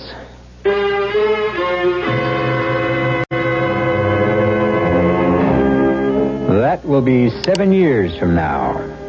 At that time, hopefully, we will bring you the story. After all, what is time? As the philosopher says, 'tis but a wheel that turns round and round, and it always moves backward in order to go forward. What we have seen, we shall see again. I'll be back shortly. From 17 to 25, young minds are so alive. They see things that others may not see. College is the place they learn the things they'll need when it's their turn to show the way to you and me. College is a place where the future of America is being built right now. But colleges are in financial trouble, and they need all the help that you and I can give them. The dollars you give to the college of your choice are an investment in America's most important asset, the minds of her children. So please, give to the college of your choice now. From 17 to 25, young minds are so alive. A public service message of this station and the Advertising Council.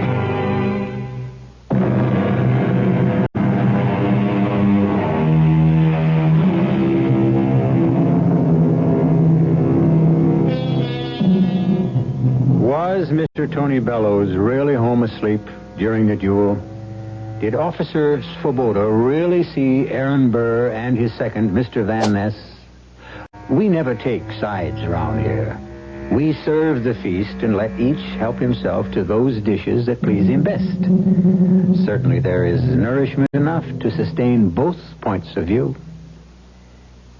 Our cast included Jack Grimes, George Petrie, Joan Shea, William Redfield, and Leon Janney. The entire production was under the direction of Hyman Brown.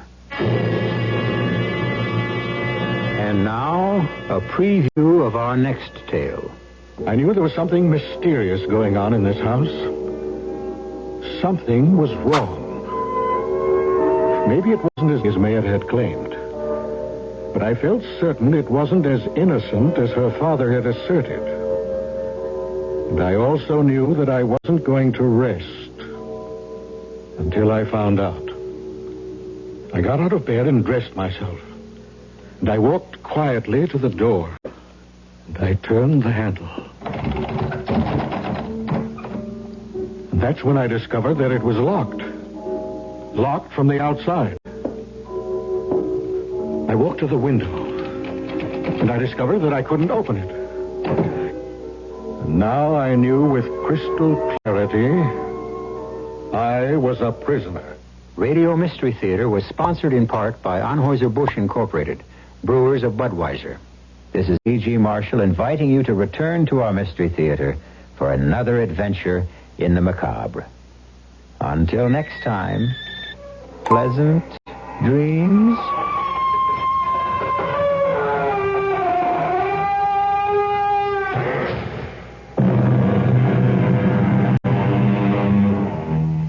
We're lowering a brand new 75 Toyota Corolla two-door standard sedan, Toyota's lowest priced car, to the bottom of one of the lowest points in the Western Hemisphere, the floor of the Barranca de Cobre Canyon. Easy does it.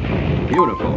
Now, we've done this to dramatize that the new Toyota Corolla two-door standard sedan is Toyota's lowest priced car, even though it's completely restyled with a fresh new look on the outside and roomier inside, with reclining bucket seats and power front disc brakes, all standard equipment. That's right, Dave. Price-wise, this is about as low as you can get. And with us, Max Larynx, a man who is famous for... my low voice, Dave. And to further dramatize the Corolla two-door standard sedan's low price, Max is going to sing the Toyota jingle in his low voice. Right, Dave.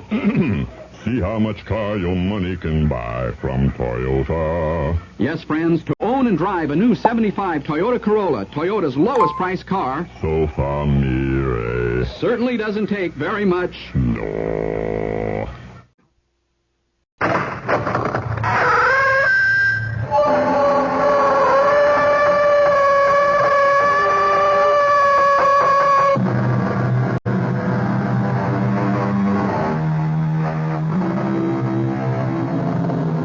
Come in. Welcome. I'm E.G. Marshall. Once upon a time, and not so long ago, the family was the backbone, the continuity of life, mainly the continuity. And with woman only recently elevated from Mrs. to Ms., the family began with a sire and ended with a scion. Unfair, unreasonable, ridiculous, of course, right out of the Middle Ages. But the habit persisted through the Victorians. This tale falls midway between. A story of a man's fall to the consuming fires of eternal hell. And it begins appropriately enough with a roaring, crackling fire. Our mystery drama, The Dice of Doom, was written especially for the Mystery Theater by Ian Martin and stars Michael Wager. It is sponsored in part by Anheuser-Busch Incorporated, brewers of Budweiser, and Buick Motor Division. I'll be back shortly with Act One.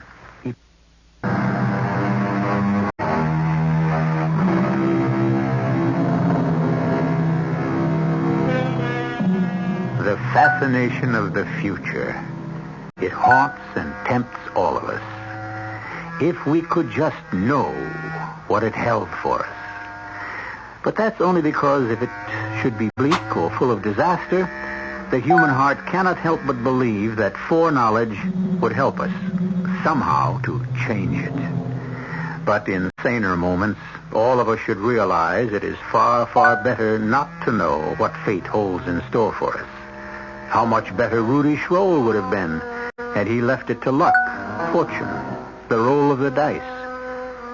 That is, any dice except the ones he came to own, Father. I'm still alive, Rudy. Take me upstairs. Of course, but I want to know what was in the papers you burned. Have no fear. I shall not let life go until I tell what must be told. But upstairs, please. I want to die in my own bed.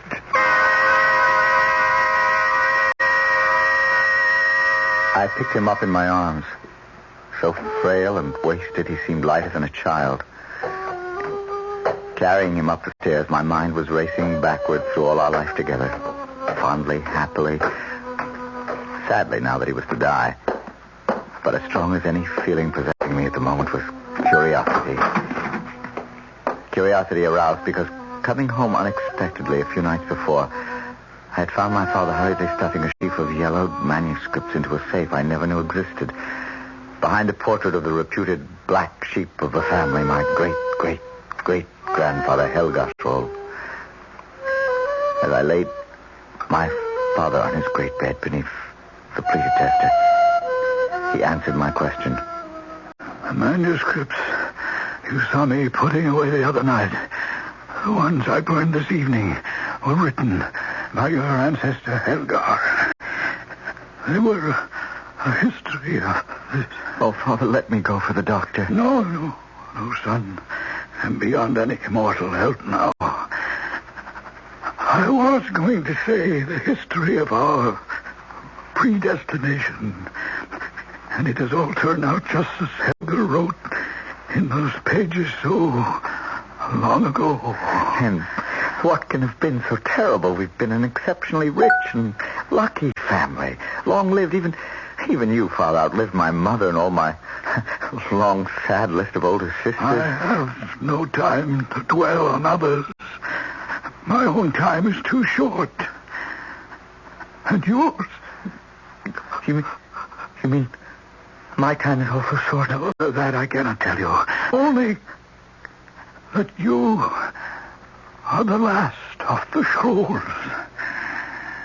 The family ends with me? Yes, but in return, you are promised two things which will bring you every worldly advantage you desire.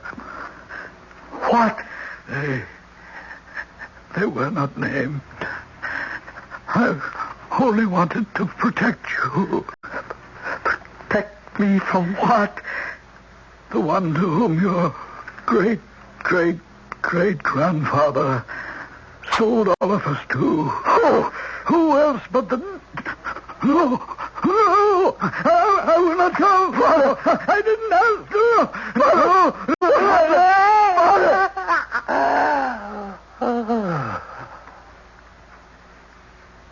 He's dead. Oh, no.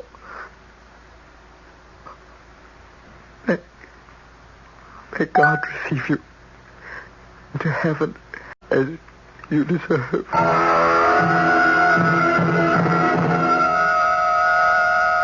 So I came into my inheritance. An inheritance which didn't last long. The last of the Scrolls, with the natural good spirits of youth, soon forgot all feelings of gloom and doom.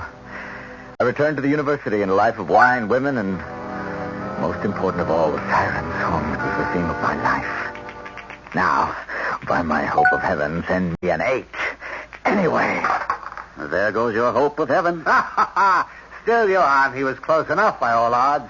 For once, 7 is not your lucky number, Rudy. For once? When is it with these accursed dice, Friedel? My dice. May we continue? How? You've taken every pfennig I own. Not except IOUs, old friend. Well, my guardian has refused to honor them.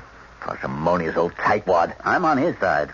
Since you were to marry my sister, I don't want you a pauper. Oh, Charlotte, you'd have no fear of that. The way you throw your money about, my friend, she shouldn't count on it. Now, if she were to choose me... Well, she didn't. Poor girl. She doesn't know what she's missing. Oh, well, lucky at dice, unlucky in love. So, the game is over, I take it? I have little taste for any further. If you need money, Rudy, borrow from me or take back what you lost. You know we're friends. What's mine is yours, or Johann. Oh, thanks, Friedel. But my guardian will be here by tomorrow and make all the wedding arrangements for Herr Weber. Is the date so soon? My father is close enough to members of King Frederick's court to hear rumors of war being imminent. Oh, wouldn't that be great? War? We should all be officers, we 3. We'd be commissioned immediately. Released from the bondage of this grinding charnel house of education. Doesn't it make your blood boil with excitement? I'm not so sure a man can get killed in a war. Oh, not an officer, Rudy. They're much too valuable to waste. Well, see you on the ramparts, fellow soldiers. He's such a good-hearted fellow, you can't help liking him. Well, I do in all ways except one. I'm always afraid I'll lose Lottie to him. You're jesting. My sister loves only you. I hope. I don't like his love for the battlefield. Oh, he loves war no more than you or I. He's a romanticist. It's the trappings, the uniforms that attract Friedel. At all events, I'm glad of the rumors myself. You? Yes, because it will speed up your marriage to Lotta. I think she's just what you need to settle you down before you give in completely to your other love affair. What love affair? Gambling. The dice. If I had my way, I'd see you and Charlotte married tomorrow. As it happened, Johann was a better prophet than he could ever have realized. Lotte and I weren't married the next day, but with foreign affairs worsening, we were married within the next month. The following weeks were the happiest of my life. Lotte brought me a handsome dowry, and at last I had control of my own estate. And then war broke out. There was no escape for anyone who considered himself a gentleman. Johann Friedel and myself prepared. With, I must admit, great excitement to leave for the front. Rudy, I think you must be mad. I have to go, Lotte. Everyone has joined the colors. Johann Friedel. My brother and that conceited Frederick von Holzborn are not married. They are not leaving a wife behind. Do you want to be ashamed of me? I want you to be alive. I'd like to have a father for my child. You're having a child? Mine? Well, I hope you don't think it's anyone else's. Oh, I didn't mean that. I mean, well, it's so wonderful, dear. Except what? I can't explain. Just some family mumbo jumbo. It doesn't mean anything now. Oh, my darling, you can't know how happy I am to know that there's to be another generation of Strohs. Well, why shouldn't there be? And since you're going to be a father, you should be excused from fighting. Lotte, you're right. I'm going to resign my commission today. Unfortunately, I quickly discovered that to leave an army is an infinitely more difficult thing than to join one. Although I would not admit it, I was as disconsolate as my wife. I had no desire for warfare when I reported for duty with Johann and Friedel. Still, the first months in camp were enjoyable enough. There were balls and festive dinners and a great deal of parading and being offered the favors of young and beautiful women who were completely captivated by soldiers. And there were the never-ending dice games, at which, unfortunately, I lost and lost. Never-ending. That is until one day. Well, boys, this is it. This is what? The war, the front line. Our chance to prove ourselves at last. Prove ourselves how? Why, that cannon fire is cutting us to ribbons. We've got to storm the hill and spike those guns. So, order the men to attack. They must be led, not by me. What are you, a coward? No more than I am. We wouldn't have a chance, Friedel. We'd be cut to ribbons before we got halfway there. Not with my luck. Follow me, and you'll be safe and heroes. Heroes. Rudy is right. You'll take your chances. I'm going to give the command to charge. I'm your superior officer, and neither of you can stop me. Here goes. Soldiers of Prussia, I command you... Rudy, what? You shot him. Madman, would have let us all into that cannon fire. We'd all have been killed. But your friend, how could you kill him? I value my life more than his. If you value yours, draw your pistol carefully. Aim away from me and fire it. Why? If you don't, I'll kill you too. As you will. Here comes the colonel. Remember, your pistol has been fired too, so I saw you certainly shot that Friedel. If luck will get away with it.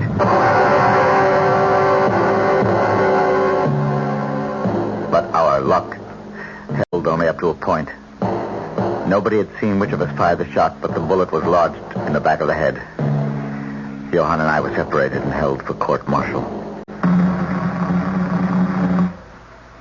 It is the decision of this court-martial that murder has been done, and one of you must pay the penalty with your life before a firing squad.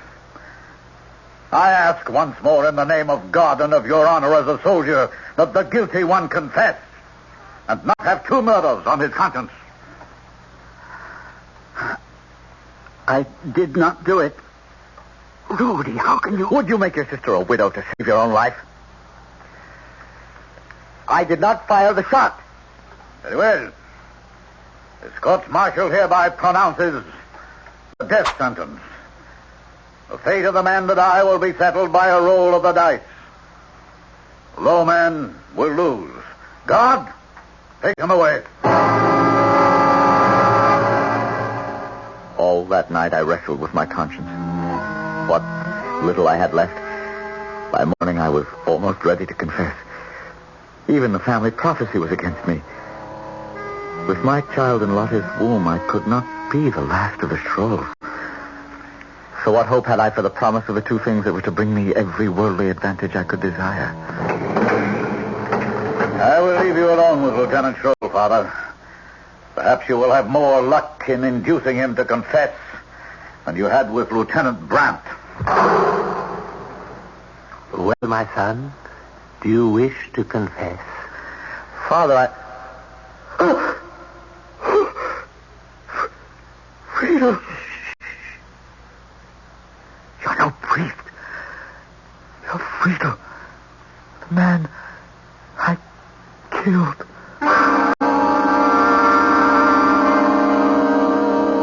True enough, as the friar pushed back his cowl, his face seemed to be that of the murdered man.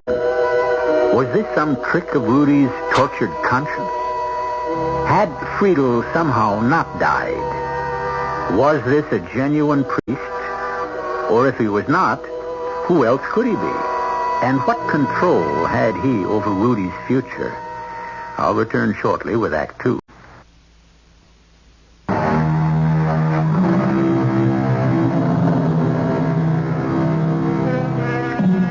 In the cell, tortured and dizzy after a sleepless night, facing the fact that a throw of the dice may place him before a firing squad within hours, Rudolf Schroll gazes in horror at the man who stands over his bunk, clad as a priest, but whose face is the face of the friend he murdered. Or is it? For to his fevered gaze, the face seems to swirl and shift and take on many forms, till Rudy is sure of nothing. So, little brother Rudy, I suppose you never expected to see me again. Who are you? You don't remember me? Is it so easy to forget an old friend's face because you shot him in the back? If you mean Friedrich Halspony. He was mad. If we'd followed him, we'd all have been killed. No doubt. You were quite right to shoot me. You? I don't know who you are. Your friend, Friedel. Friedel is... Oh, well, what's in the name? Do you wish to confess his murder? No, no. Then have no fear. I will not expose you. But, Friedel, if you are alive, somehow the man you knew. But I am afraid. Within the next couple of hours, the roll of the dice may condemn me to execution for his death. Why not? You're guilty. Oh, no, you can't trick me that easily. Dear Rudy, I can do with you whatsoever I desire. You're not Friedel. I am he whom I choose to be. For this moment, your friend. Remember the story of the manuscript your father burned? 2 things will bring you every worldly advantage you desire. They will come to you in time. In time? When? How? Who are you? I wear the frock of a priest. Can you not trust them? You are no man of God. Then you must guess who I am. Still, trust in me.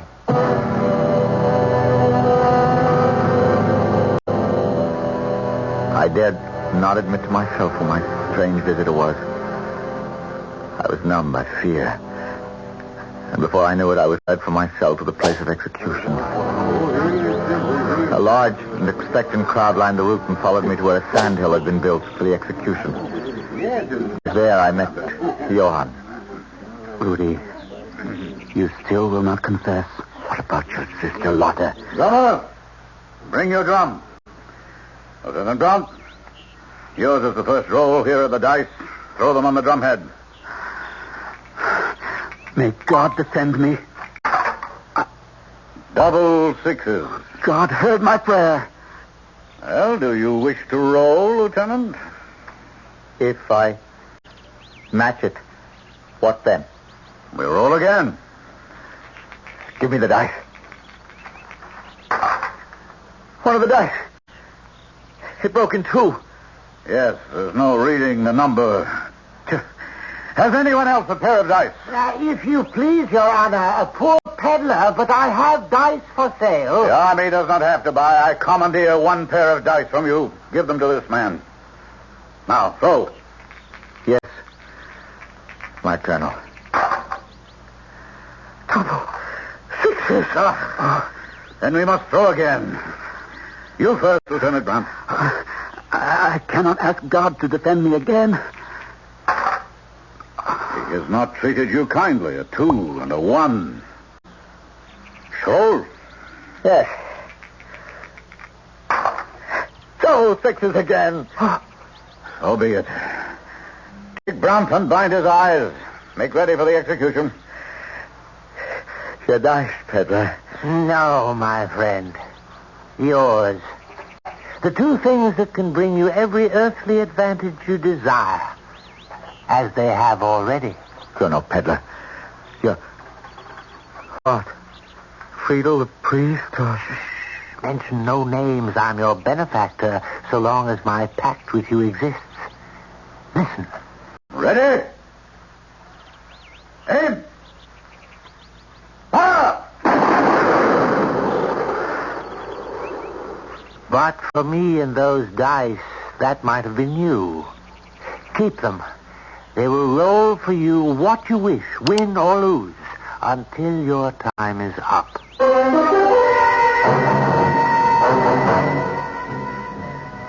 On the sandhill, my best friend and my wife's brother lay riddled with bullets. My only other friend I had killed.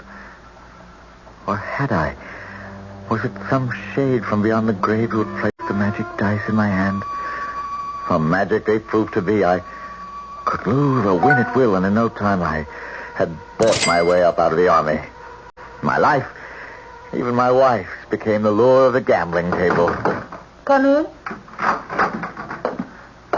Oh, it's you, Rudy. Who else would you expect, Lottie? Oh, the stupid little maid of mine. I'm waiting for her to bring my dress. What's the matter with any of the others? Nothing I have will fit me. This child of yours is ruining my figure. Upon my word, I'm glad in more ways than one you're carrying a child. Now, what does that mean? Even as it is, the men all pay too much attention to you, and sometimes I think you to them. The baby, that's all you care about anymore. Not me, just your precious child. You don't know how important it is to me to have a son. A son. My body is just a machine to manufacture your son and heir. So help me God, if for no other reason than just to spite you, I pray night and day for a daughter. If I produced a lowly female child, wouldn't there be the devil to pay? In any case, there will be the devil to pay, my friend. Rudy? Are you all right? Why do you ask? Well, you suddenly went as white as a sheet and stood there as though you were listening to someone else or something inside you. It was nothing. Well, I didn't mean to tease you about our child. If you're angry about that... I'm not angry. Oh, that'll be Elsa with my dress. Now, are you going to take me gaming tonight? Tonight? All right, but afterwards, I'll meet you downstairs in the library.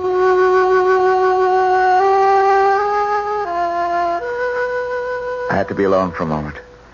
Things had been happening so fast and so fortunately, I'd shut my mind against thinking about consequences. But now, with 2 quick brandies to clear my head, I began for the first time to face a riddle I wondered if I knew how to solve. As the last of the long line of Shroves, fame, money, and love are my share. Except how the devil to keep them if my wife bears my son and my heir. Where'd you come from? Who are you? Who else but your friendly fool, your jolly court jester, your majesty? Perhaps you'd recognize me better in this shape. Friedel, again. Would you rather look upon me as I really am? No. I must be going mad. You can't be Friedel. Of course I can't be Friedel any more than a peddler, a priest, or a jester. You know who I am. You also know a pact was made with me long ago, that you were to be the last of the Scrolls, and that I would give you two things that would bring you every worldly advantage you desire. I have kept my part of the bargain. The devil's dice you have. But you have not kept yours. Your wife is carrying a son. There's nothing I can do about that. There is no way I can destroy my own unborn child. But I can. You have only to ask. No. Very well. You have made your choice. One last word. If you ever need me, light a fire at the last stroke of midnight, throw in the dice, laugh loudly. The dice will split, and I shall come to you.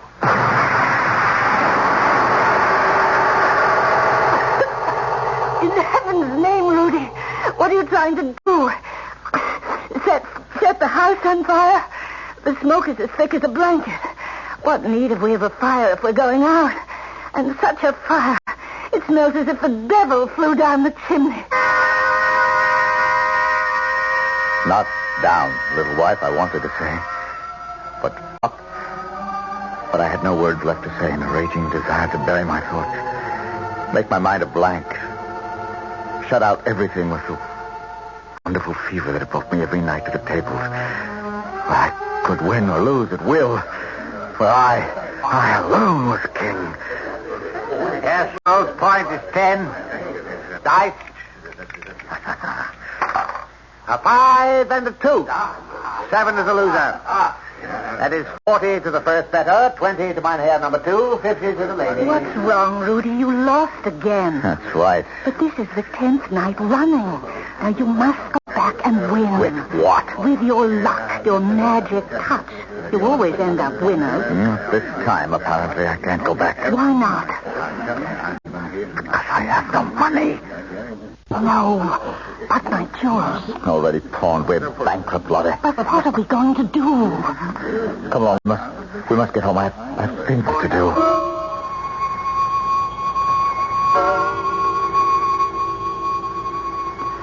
I put sleeping powder in Lotta's evening draught that night.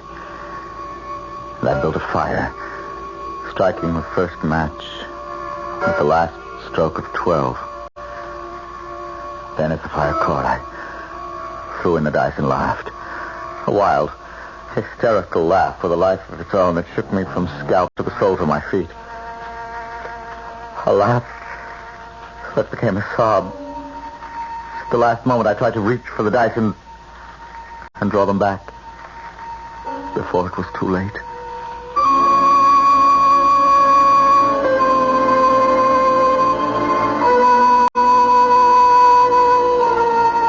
Gambling is a fever as overpowering and as vitiating as drugs or alcohol. All can be cured with the addict's cooperation. But eventually there comes a point of no return. The point Rudy has reached now. Will he pass it, or is it still not too late? I'll return shortly with Act 3.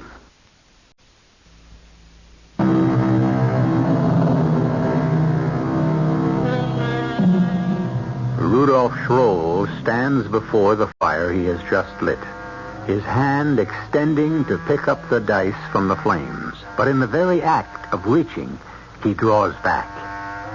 Is it fear or greed that forces him to leave the dice there to split in the heat and summon up his nemesis? Is he committed to take another step on the road to eternal hell? It's too late. The dice have cracked.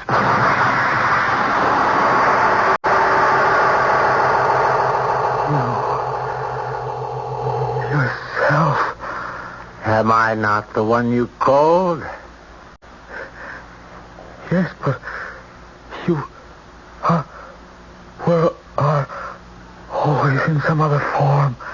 This time the occasion is serious enough for you to see me as I am. Why did they call me? The dice. They've lost their power. Through whose fault? Nearly 200 years ago, I made a pact with your great-great-great-grandfather, Helgarshroll.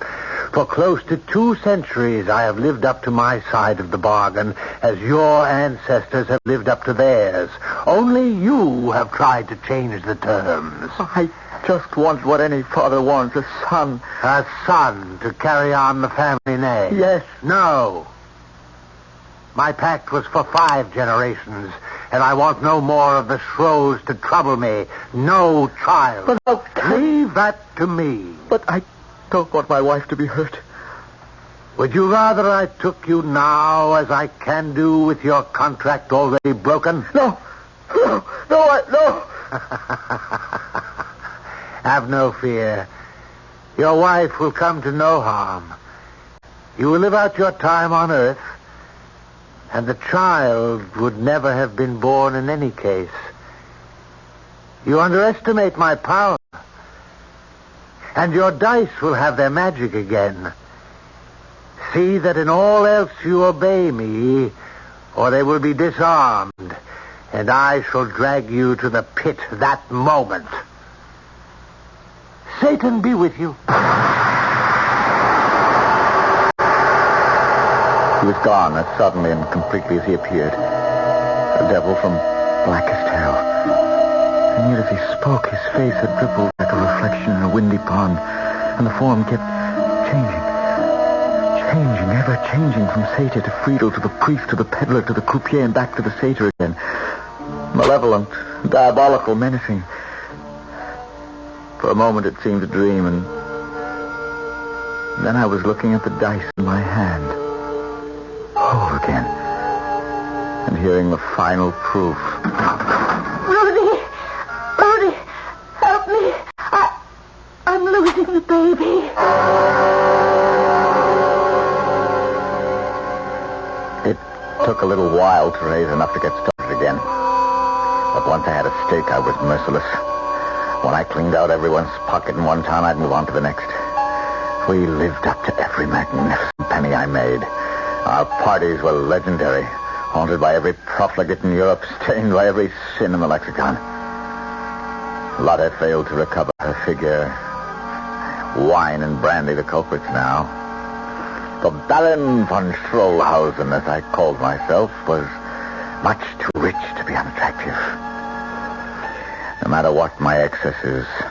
And so at last we came to the Riviera in France to run up against my most formidable rival in the game of chance.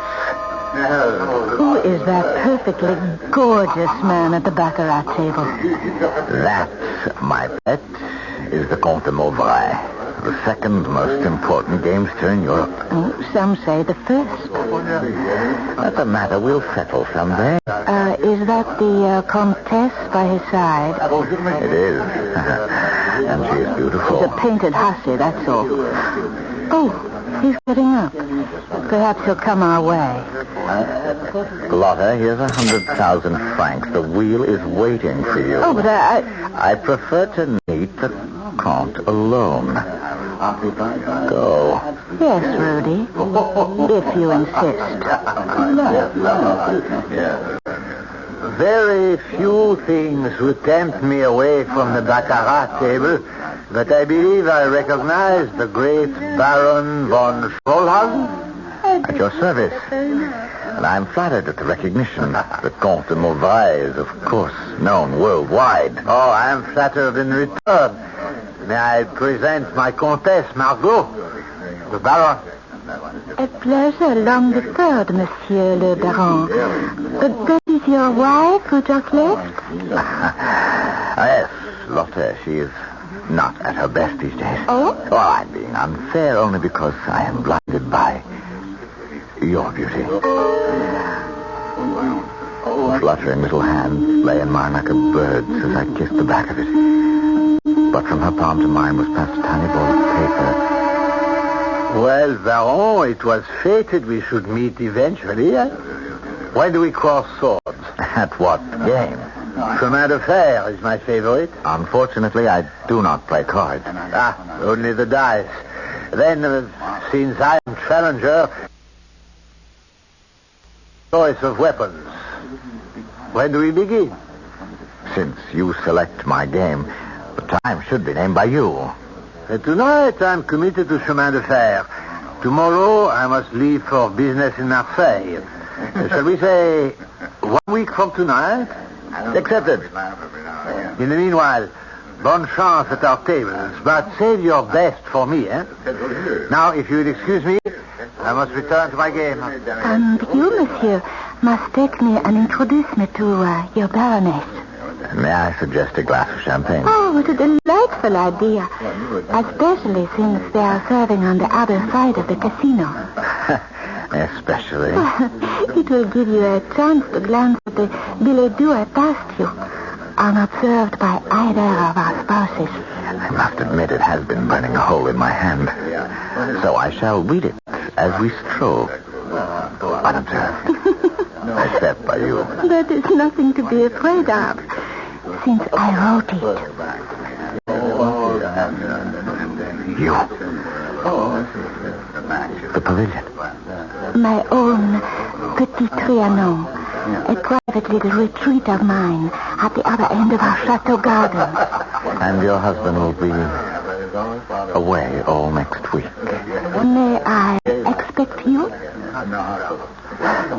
Most beautiful woman in France. Why, me? Regardez vous-même, Baron. I'm no beauty, Madame la Comtesse. Ah, you are something far better and more exciting. A man among men, a gambler who wins and wins. A man like you gets in my very blood. But your husband My husband and I are one thing. You and I, another. Besides, he will be away. I shall expect you tomorrow at, say, 4.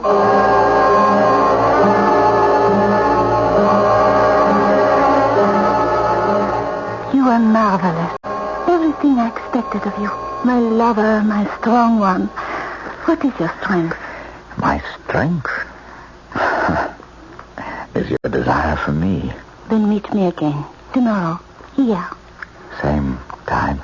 The same magic hour.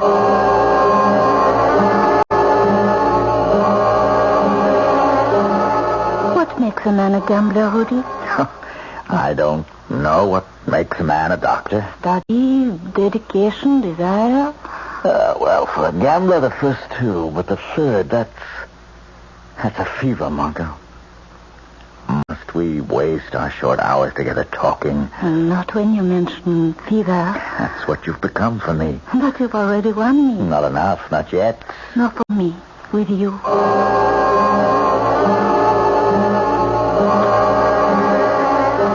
What I really meant yesterday, I suppose, was what makes a man a winner.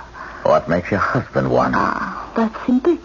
He's rich enough to be able to play long enough till the odds have to tilt his way. What happens to us when he comes home? Do you go back to him? I am a very selfish woman, Rudy. I love my pleasures and my comforts. And you. Then if I promise you I will win the game, do I also win you? Oh, you'll never beat Lecomte. And so, 3 days later, the great game began. I let the 200,000 francs ride. Will Lecomte cover me? The Baron is covered. Very well. H is the point. Easy H. Anyway. I win. My dice, I believe. 11. A winner. I let all ride. How much is in the pot? 840,000 francs. You're covered. A natural lucky 7. Will you cover me again? was impossible. 5 nights in a row I lost to the count. With my dice, but that couldn't be. No one could cast a spell over them but me. Unless I drew them from my pocket, examined them, twisted them this way and that under the light. But that was part of their secret. How could they be told from an ordinary pair? And this was no ordinary pair because I never let them out of my possession.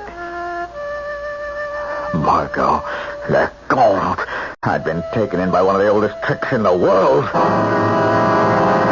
Where are they, Margot? Rudy, where? My dice. You stole them from me to give your husband. Rudy, don't be silly and put down those pistols. I suggest the same thing. So you're here, Monsieur le Comte. Very well, my dice. Or I swear I'll shoot that witch and charm them away from me. I don't have your dice. I warn you. I'll shoot her if you don't give them up. Shoot and beat. Yeah. No. Mon Dieu. You've killed her. Just as I'll kill you to get my dice back. They are not yours, Rudy. They are mine. And I decided it was time to take them back. Poor Margot. Still, her death will serve a purpose. You will be guillotined, my friend. But don't worry. When you join me, I'll rejoin you. Damn you, my dice! You can't, me. You think not? That was enough to kill me when I was Friedel, old friend. But you need more firepower than that to stop the devil.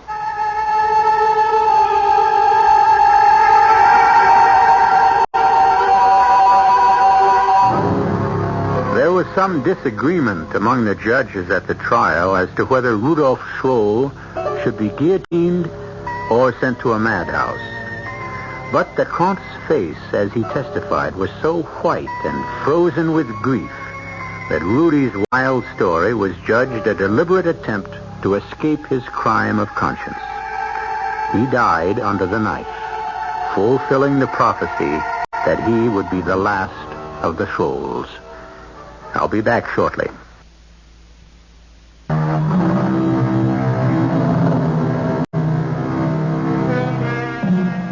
As for the dice themselves, no one knows what happened to them. There have been stories since of winning pairs that make fortunes for their owners. It's doubtful, with so many professional mechanics in the field these days, the devil would bother with dice. He has so many more fruitful opportunities as the world turns today. Our cast included Michael Wager, Carol Teitel, Ian Martin, Gordon Gould, and Robert Dryden. The entire production was under the direction of Hyman Brown.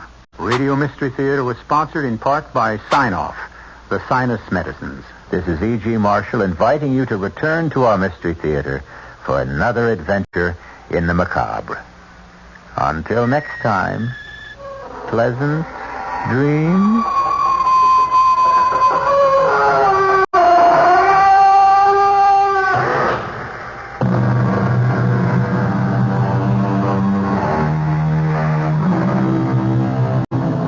Tonight's WR Mystery Theater was brought to you in part by ShopRite Supermarkets, where you get a lot more for a little less, and by Suburban Savings, with offices throughout New Jersey. The preceding program was furnished by the Columbia Broadcasting System. Mystery Theater.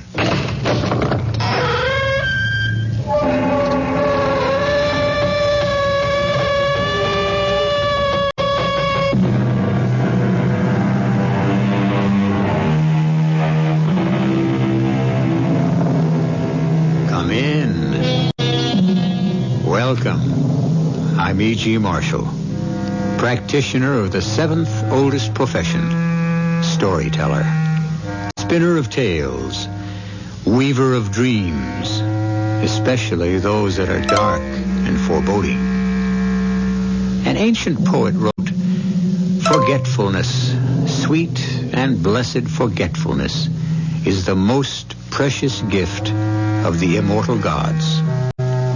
For the innocent to forget, and for the guilty to be forgotten, is to receive, finally, the benediction of amnesia, the sweetest spirit of all. For amnesia sits patiently beside the never-ending stream of time, bestowing her largesse on the innocent and the guilty alike. Jerry? Eric, what's wrong? I'm in trouble. What kind of trouble? I'm scared. Scared stiff. Now, whatever it is, kid, I'll stand by you. Now, what did you do? I killed a man. All right, kid. Now, who was it? A man named Jamie Parsons. Who? They said his name is Jamie Parsons. Oh, Eric. Now, how could you kill Jamie Parsons? I did. I shot him 10 minutes ago. No, kid, you didn't. Now, how could you? Jamie Parsons has been for 50 years.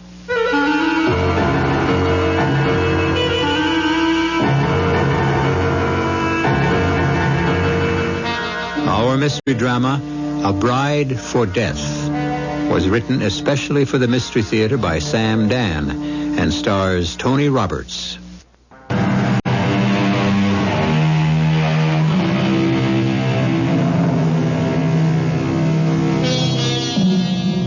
We are still a young and boisterous country, filled with optimism and high spirits. At least we like to think we are. And we endorse positive thinking. We're convinced that the pot of gold lies at the end of the rainbow, and that sterling silver lines every cloud. And so our language has no word to match one that is so familiar to the Germans, Weltschmerz, which means a melancholy weariness with the futility of life. Which is not to say that we don't encounter it here and there. We do. But it's not really what you could consider a mainstream affliction. Well, good morning, Martha. Oh, I'm just taking your pancakes off the griddle. Well, that's life. You know what life is? Timing. Now, you be there at that exact split second. Now, that's enough, Jerry. 2 philosophers in this house at one time is more than I can put up with.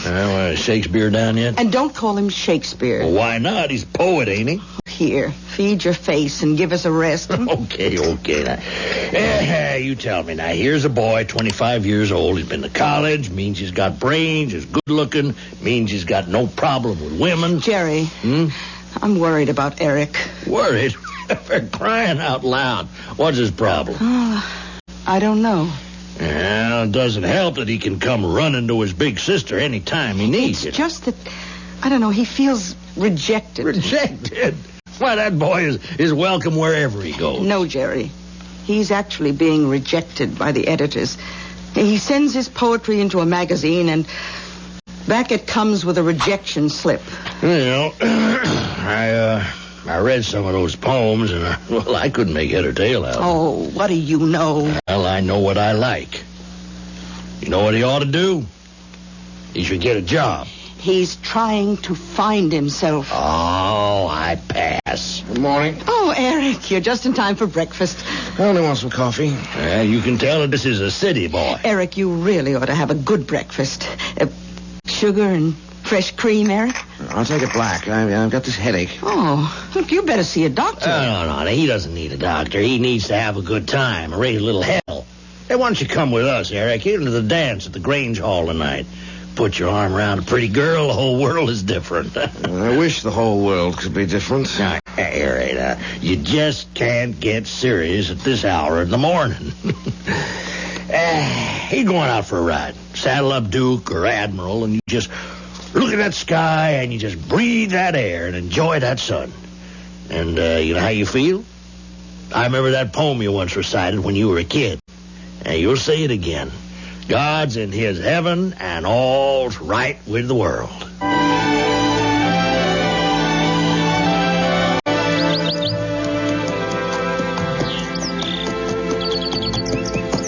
I wandered lonely as a cloud that floats on high, or... Oh, Duke, hold it. Hold it, boy.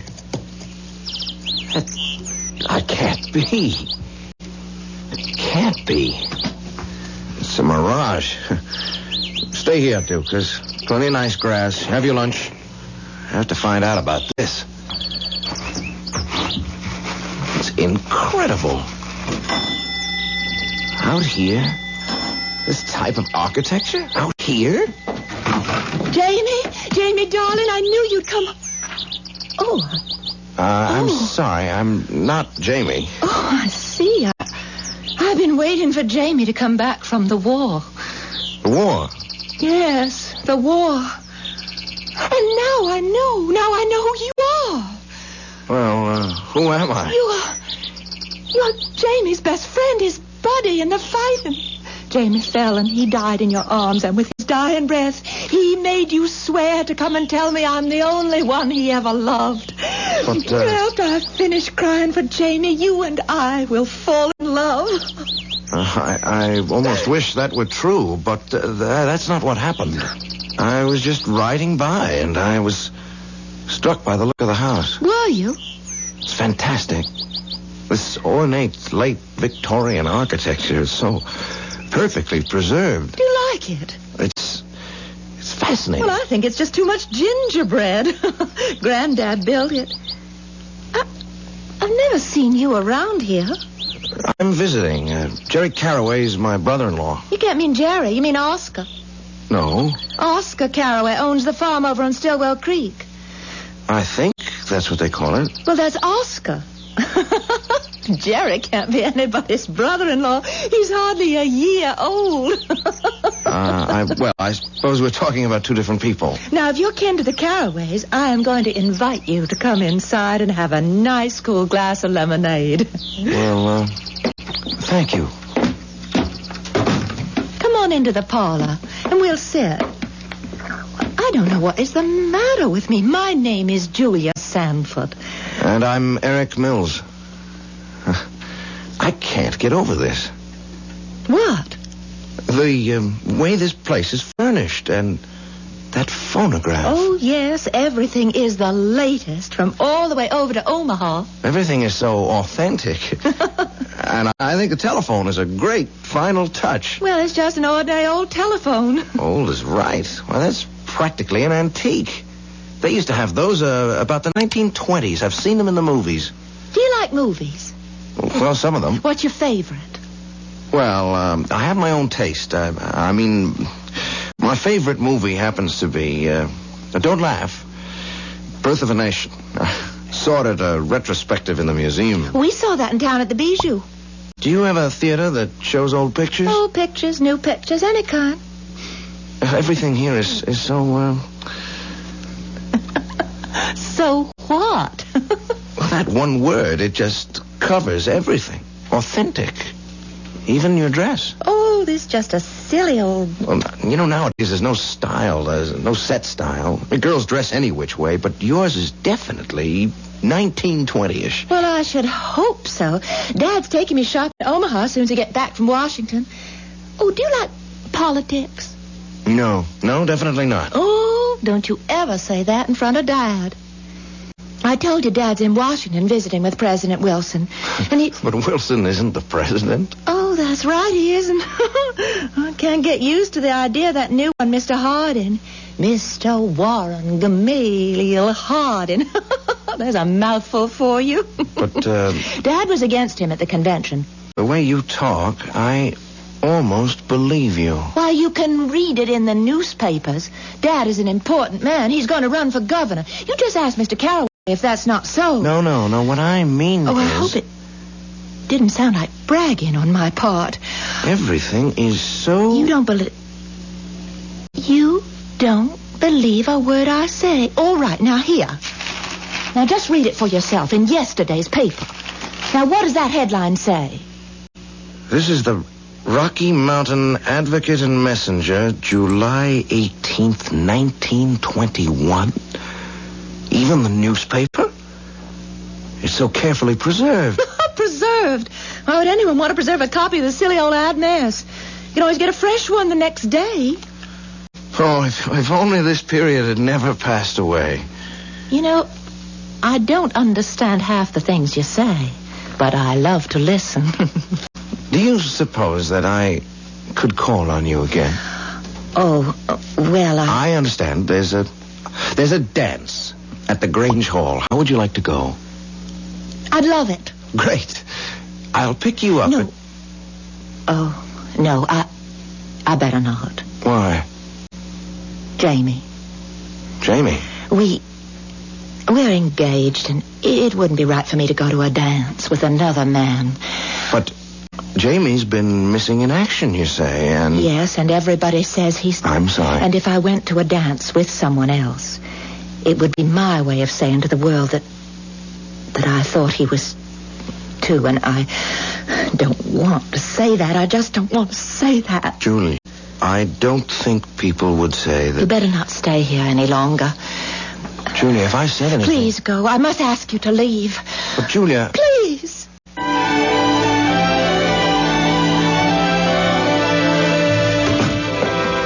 Supper in a half hour, Jerry. That smells great. Now, whatever do you put in your stew? Cooking is my business. I have to hand it to you, Martha. It's a miracle business. Now, evidently, it's done wonders for Eric. He's chopping wood. He's humming a tune. Eric? Yeah, as happy as a jaybird. What's got into him? You're cooking. Now, what else? Hello, folks. How's our happy little homestead? Eric, darling, are you all right? No, I'm not all right. I'm magnificent, spectacular. What's gotten into you? The French say, cherchez la femme. Oh, you be quiet. Oh, he's right.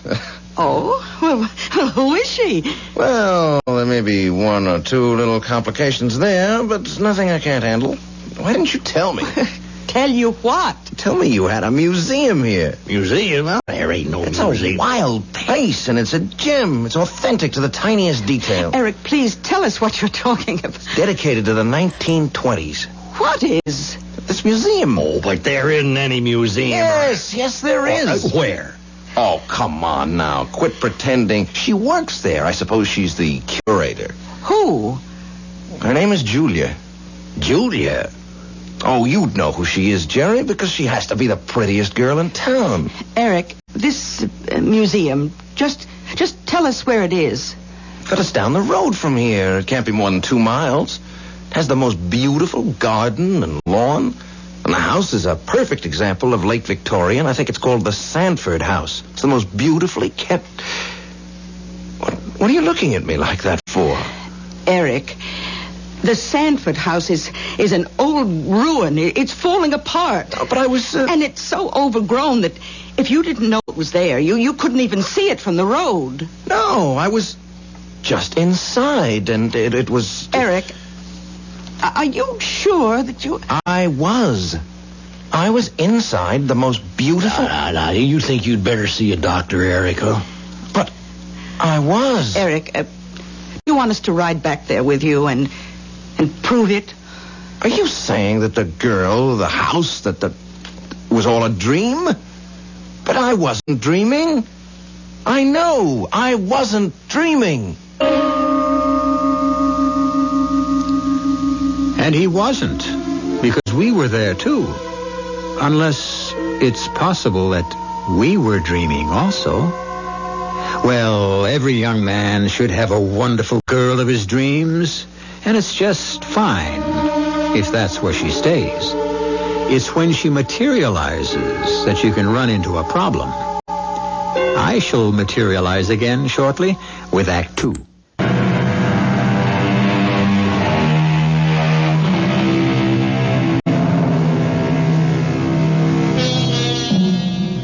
What happens to the past? Or put it this way, what is the past? Is it a record or an impression? Does it exist only as a rapidly receding and fading memory? Or does it maintain a solidity and a substance? Who has not remarked at least once, where has the time gone? Does this mean we really believe that time goes somewhere? If so, where? Eric Mills is convinced he has found the answer. I know I wasn't dreaming. Maybe you were, Eric. But everything was so real. All this is coming out of your head. It's your fantasy. But everything was so, I keep saying the word, authentic. He even knew your father's name, Jerry. Oscar. Well, it's like Martha says, Eric. Now, this is what you know, and... I never knew your father's name was Oscar. Of course you did. Not consciously, perhaps, but I can swear I saw... Yeah, Eric, now you did see it. Now, you wanted to see it. You know what I mean? I mean, for some reason, you got a notion that life was better in the 20s. Wait a minute. Wait. 1920. Remember, Eric? Do you remember? Remember what? The Bartlesby Tavern and Inn. No. Oh, you do. Up in Connecticut. Mom and Dad took us there every summer. What does this have to... There was that poem printed on the wall. What poem? About the year 1920. The year the tavern was built. I don't remember anything about it. Sure. Look, you weren't even 4 years old, and I recited the poem.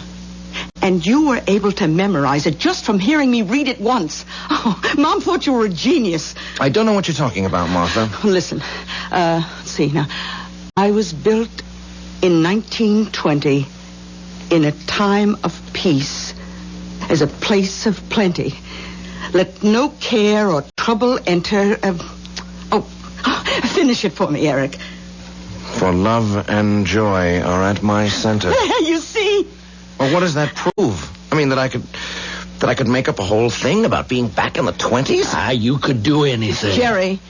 What I mean is, with his imagination, anything is possible. Yes, and you've talked about the 20s. Oh, maybe I have. As a writer, as a poet, would you have rather lived then or now? Oh, hey, now what kind of question is that? He'd be now if he lived back then. He knows what kind of question it is. Whatever you say, I know where I was this morning. Yes, Jerry, where you always wanted to be, back in the 20s when it was easier to be a poet. Martha, everything is relative to when you were alive. But you'd rather have been alive when Hemingway was young, with Fitzgerald. You'd want to be in Paris with Gertrude Stein and Picasso.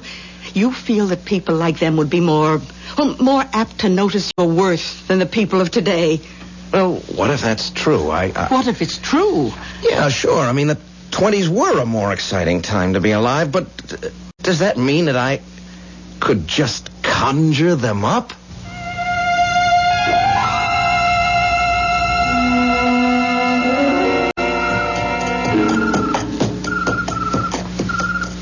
It's real. It's real.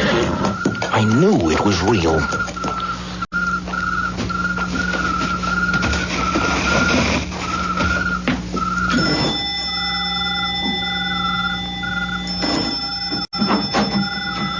Oh. Julia. Oh, now, I said I could not go to that dance. May I come in? Well. Just for a little while. All right, but just a little while. Julia, I had to come back to you. Eric, if you're going to start that kind of talk, I'll have to ask you to leave. Right now. After all. After all After what? all, I am an engaged girl. Oh, listen. Isn't that a swell number? Oh. Now, I promised Dad I wouldn't use that word. What word? Swell. Dad hates slang. Julia, may I ask you a question? What year is this? What kind of a question is that? Oh, please, Julia. Only this morning you saw the paper. What year is it? Is there a reason why you wouldn't know? Could you tell me?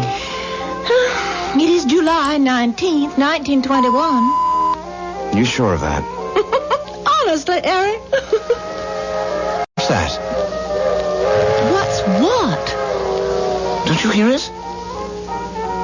All I hear is a train. That's what I mean, the train. There hasn't been a train here in... What are you saying? That's the ODP. The ODP? The Omaha, Denver, and Pacific, silly. Everybody knows. Are you sure you're all right? Yes, I'm sure. You know, this afternoon I promised you a glass of lemonade. I think you could use some refreshment now. Excuse me. I heard it. I know I heard it. Wait a minute.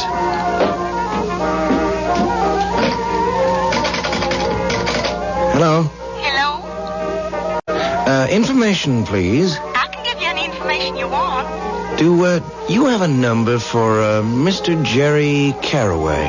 Jerry Carraway? Well, I know Oscar spoils that child something fierce, but he ain't about to give a year-old baby a phone number of his own. Do you want Oscar's number? What's the number of the movie theater in town? Oh, why do you want to know? I want to find out what's playing. Well, ask me. I should know. There's a picture called Intolerance with just the greatest... Oh, no. No. Oh, what do you mean, no? I'm telling you what's playing at the movie theater. I mean, it's wonderful. That's what I heard, but a lot of folks say it's a little too serious. Now, over at Council Forks, they got a funny comedy with that fatty Arbuckle. Now, he is a scream. Thank you. Thank you very much. Anything else you want to know? You promise you won't laugh? Well, if it's funny, I can't promise. What year is this? You're a card, all right. What year is it? 1921. Everybody knows that. Thank you. Thank you. 1921. And here we have some of Amy's famous lemonade. Isn't it good? I never knew if the boys were coming over for me or for the lemonade. Julia. What is it? I'm so happy. Oh, now just excuse me. Hello? Julia? Oh, what is it called, Jean? Julia, are you all right? Sure. Why? Well, some man placed a call from your home just before. Yes? And he sounded just a tiny bit peculiar to me. Oh, come on, Jean. I was just wondering, should I call Sheriff Gates? Sometimes you are so silly. Well, better be silly than sorry. Good night. Eric, what did you say to scare Jean? Jean? The telephone operator. I admit, I sounded crazy. What did you say? I asked her what year it was. Well, why do you have to keep asking? Don't you know? Julia, I could never explain it. And you could never understand. Then why bother? I want to stay here, Julia. Here? Here. Well, how would it look? Well, we could get married. But You what? There's Jamie. World War I has been over for 3 years now. What'd you call it? World War I? If you haven't found him in those 3 years... Why did you call it World War I? He has got to be... Why did you call it World War I? Because in 20 years there's going to be World War II. What? You're joking. Listen, there can't be any more wars. After all we went through, people aren't that stupid. Do you believe that? So what else can you believe? Julia, you have got to tell me. Do you love Jamie? Well, what business is that of yours? I have to know. We kept company for a while, and when he left for France, he asked me to wait for him, and could I say no? Are you in love with him? Oh, I don't know. Are you in love with him? Well, no. But I promised You can't make that kind of promise. You can't give him what you don't have. And what you don't have for him is love. Well, how do you know? Because you love me. Well, what makes you think that You love me, Julia. You have to love me. Why? Because it's right. Because it makes sense. It simply has got to be. Oh, Eric. Don't waste time, Julia. There is so little time. People don't realize how little time they really have. Come on. Where? For a walk. Well, there's no place to go. Oh, yes, there is. We'll go to town. Well, there's nothing doing. Yes, I'll show you.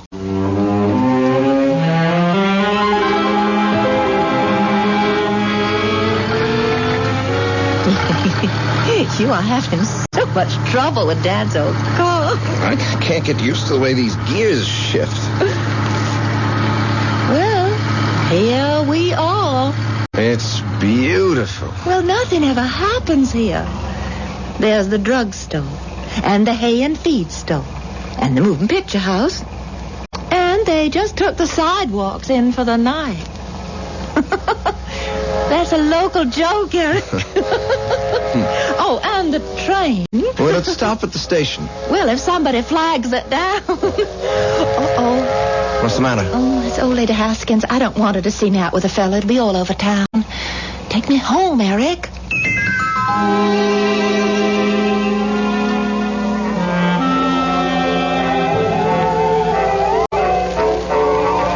Eric. Yes, darling. I think you better go. Go? It's late. No, just sit by me for a while. Why am I thinking of a certain poem? I don't know. Why do I see the words?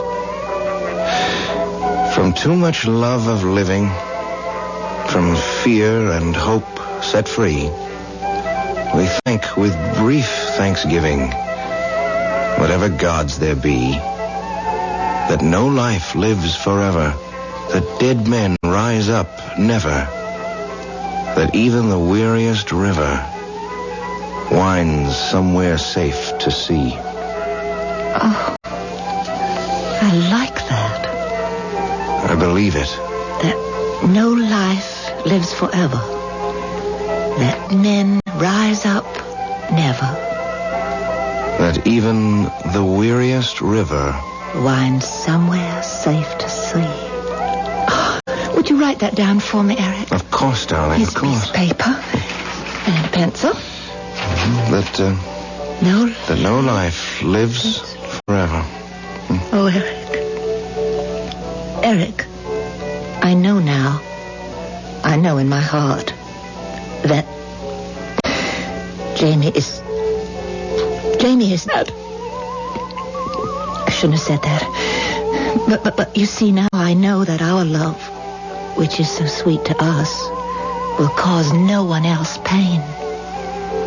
And even the weariest river winds somewhere safe to sea.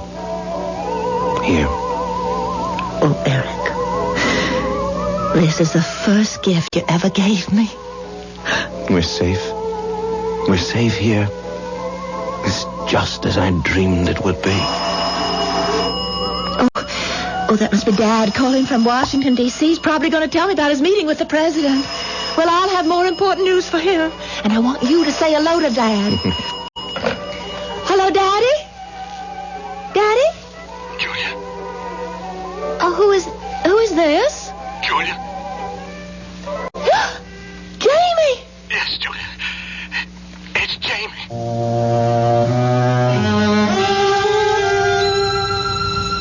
And now, among the beautiful sounds of this beautiful world, we hear introduced a new note.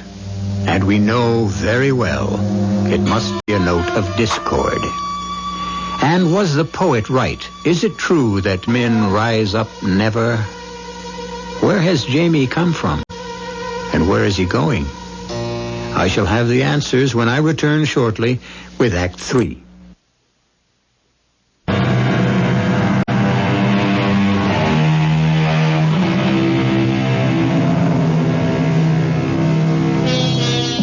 And suddenly, it's 1921 for Eric Mills, who wasn't even born then. 1921, a year of innocence, and most important, peace. Not just the absence of war, but peace. And Eric Mills has somehow sought it out as a refuge from the deceptions and the dejections of the jet age. He has even found Julia. But so has Jamie, Julia's doughboy fiance, who evidently didn't die at Chateau Thierry.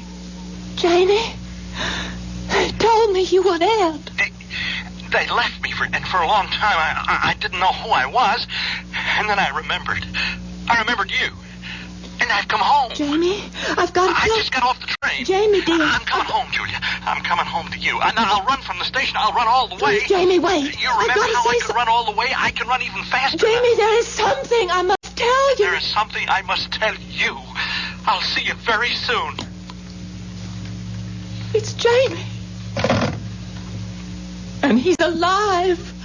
Darling, you and I, we love each other. But that was before...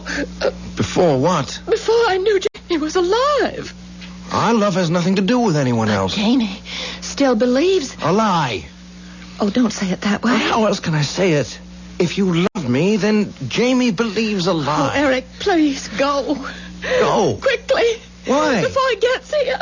No. I'm frightened. Don't be. I'm frightened. Here. No, darling, I'm frightened. Not for me, for you. Julia, there is nothing to be frightened of. Is. You don't know him the way I do. It doesn't matter. He's got a violent temper. He'll be bad enough to kill you. Well, I'll have something to say about that. Who says he can kill me? Is it better if you kill him? It's better for me. Oh, Eric, I don't want you to... To what? To be hurt. What can I do? I won't give you up. Oh, I don't know what to do. I am... Julia, you love me. I love you. We have a right to be happy. And Jamie? Sometimes there's only one way to say something. The only way I can say it is it's just too bad about Jamie. But I don't want us to hurt him. If Jamie is reasonable and sensible, why should anyone be hurt? Eric, he's here. He's here. Yes, darling. Oh, I'm terribly frightened. Listen, Jamie is crazy. He's always been a little bit crazy, but now... Julia. Oh, Julia, darling, I've come back home. Jamie. Hello, Jamie. Hello, Jamie, is that all you can say? Jamie, Hey, who's this? Jamie Parsons. Eric Mills. Who are you? He's a friend. No, that's not exactly true. I'm more than a friend. Julia and I plan to get married. You what? You heard what I said. Never mind. Never mind what you said. I want to hear what Julia says. Well? Come on now, is it true? Oh, Jamie. Oh, Jamie, what? Now, is it or isn't it true? Now, Jamie, you and me, we never were really formally engaged. Listen, I asked you to wait for me. And I... And you promised that you would. Because you were going away. Now, let's get this straight. You mean you are throwing me over for... Listen, why don't we just all sit down and talk intelligently? No, you aren't going to walk out on me. Now, never. Just a minute. Now, listen, I know you. You're slick and smart and smooth talking, and you hang around while a guy is off doing something important while he's fighting for his country, and you take advantage. That's not the way it happened at all. Why don't we talk about this, huh? All right, buddy. Now, look, I don't know who you are, but this is your lucky night. Now, you won't get hurt, provided you just walk out of here fast. Look, I know how you feel, but she doesn't love you. She's been in love with me since we were both 10 years old. Now, you tell him, Julia. Jamie, listen. But don't you see what she's trying to tell you? She doesn't love you. Julia, you can't tell me that. He is not going to have you. No. Jamie, don't.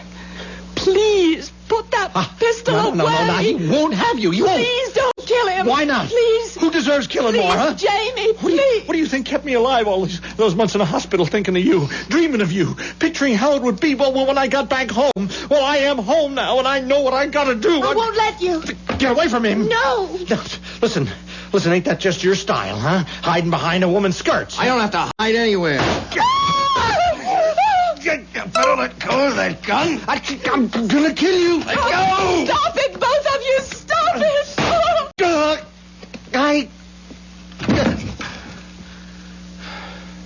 Jamie. Oh, who is it, Julia? Oh, it is.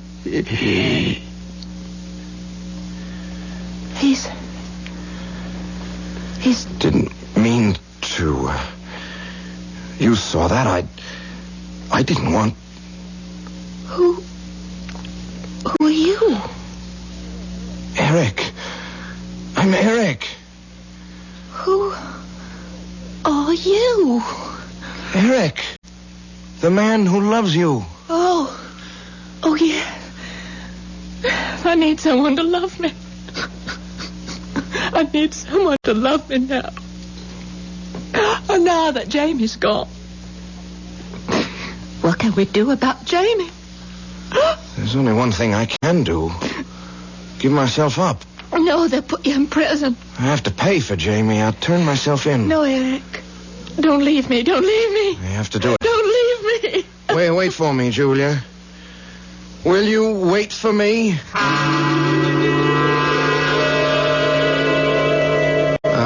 I'm looking for the sheriff. Eric, boy. The sheriff. Where's the sheriff? I killed a man. You didn't kill anybody. Eric. Where am I? Eric, dear, drink this. Now, what has gotten into you? I killed a man. What are you saying? Who?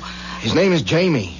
Jamie Parsons. We were having a fight over this girl I told you about, Julia Sanford. Eric, you have got to listen now. Jamie Parsons was killed way back in 1920 or thereabouts. No! Please listen, Eric. Don't tell me I'm crazy.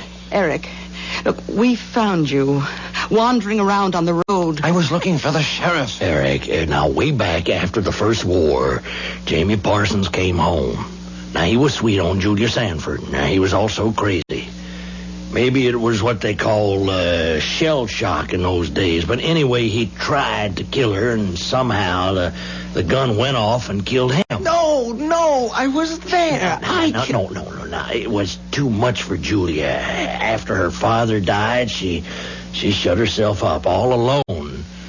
That big house, it just went to ruin, She kind of lost her marbles. Oh, you're talking about someone else. Now, her dad, Big Jim, was my godfather.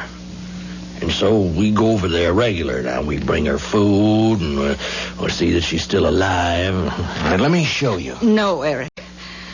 I think the time has come for us to show you.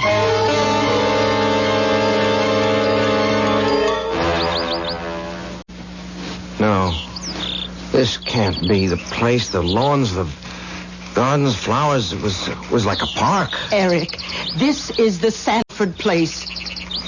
But the house, it's falling apart. Now, you can see that... But it was so beautiful just yesterday. Oh, Eric, not yesterday.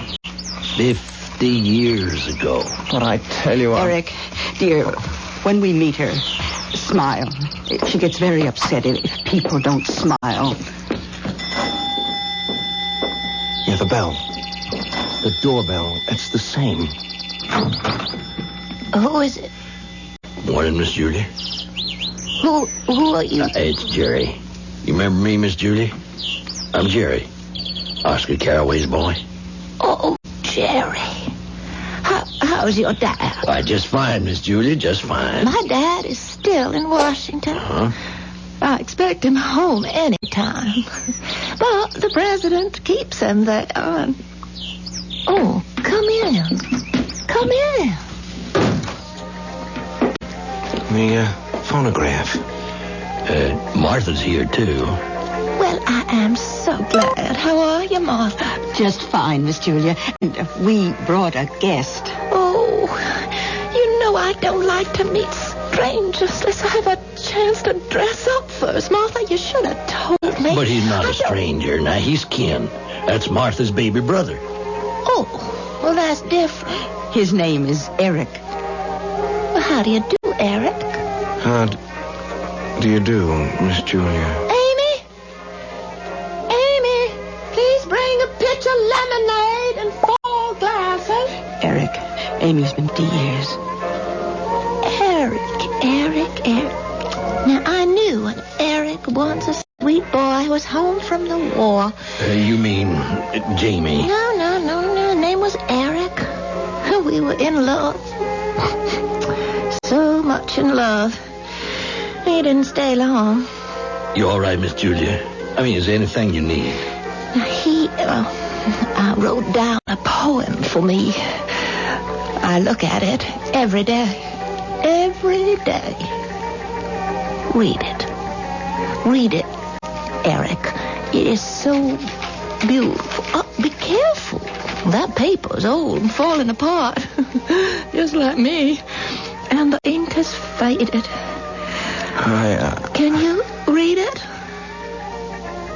From too much love of living, from hope and fear set free, we thank with brief thanksgiving whatever gods there be, that no life, lives forever. That men rise up never. That even the weariest river winds somewhere safe to sea.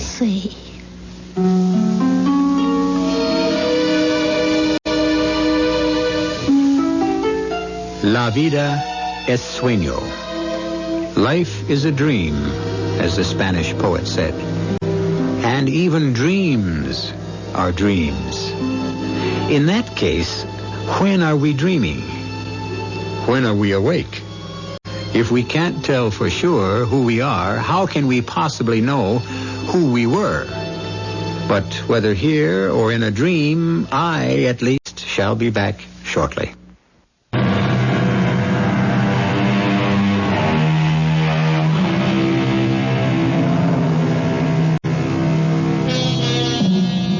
Well, to complete our expedition into poetry, the greatest poet of them all said, "All the world's a stage, and all of us are players."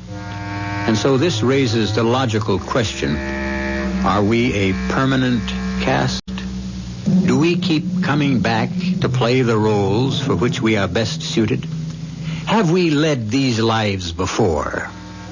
Well, you just listen to us again, and for an hour anyhow, you'll be able to lead a brand new life. Our cast included Tony Roberts, Bryna Rayburn, Marion Seldes, and Earl Hammond. The entire production was under the direction of Hyman Brown.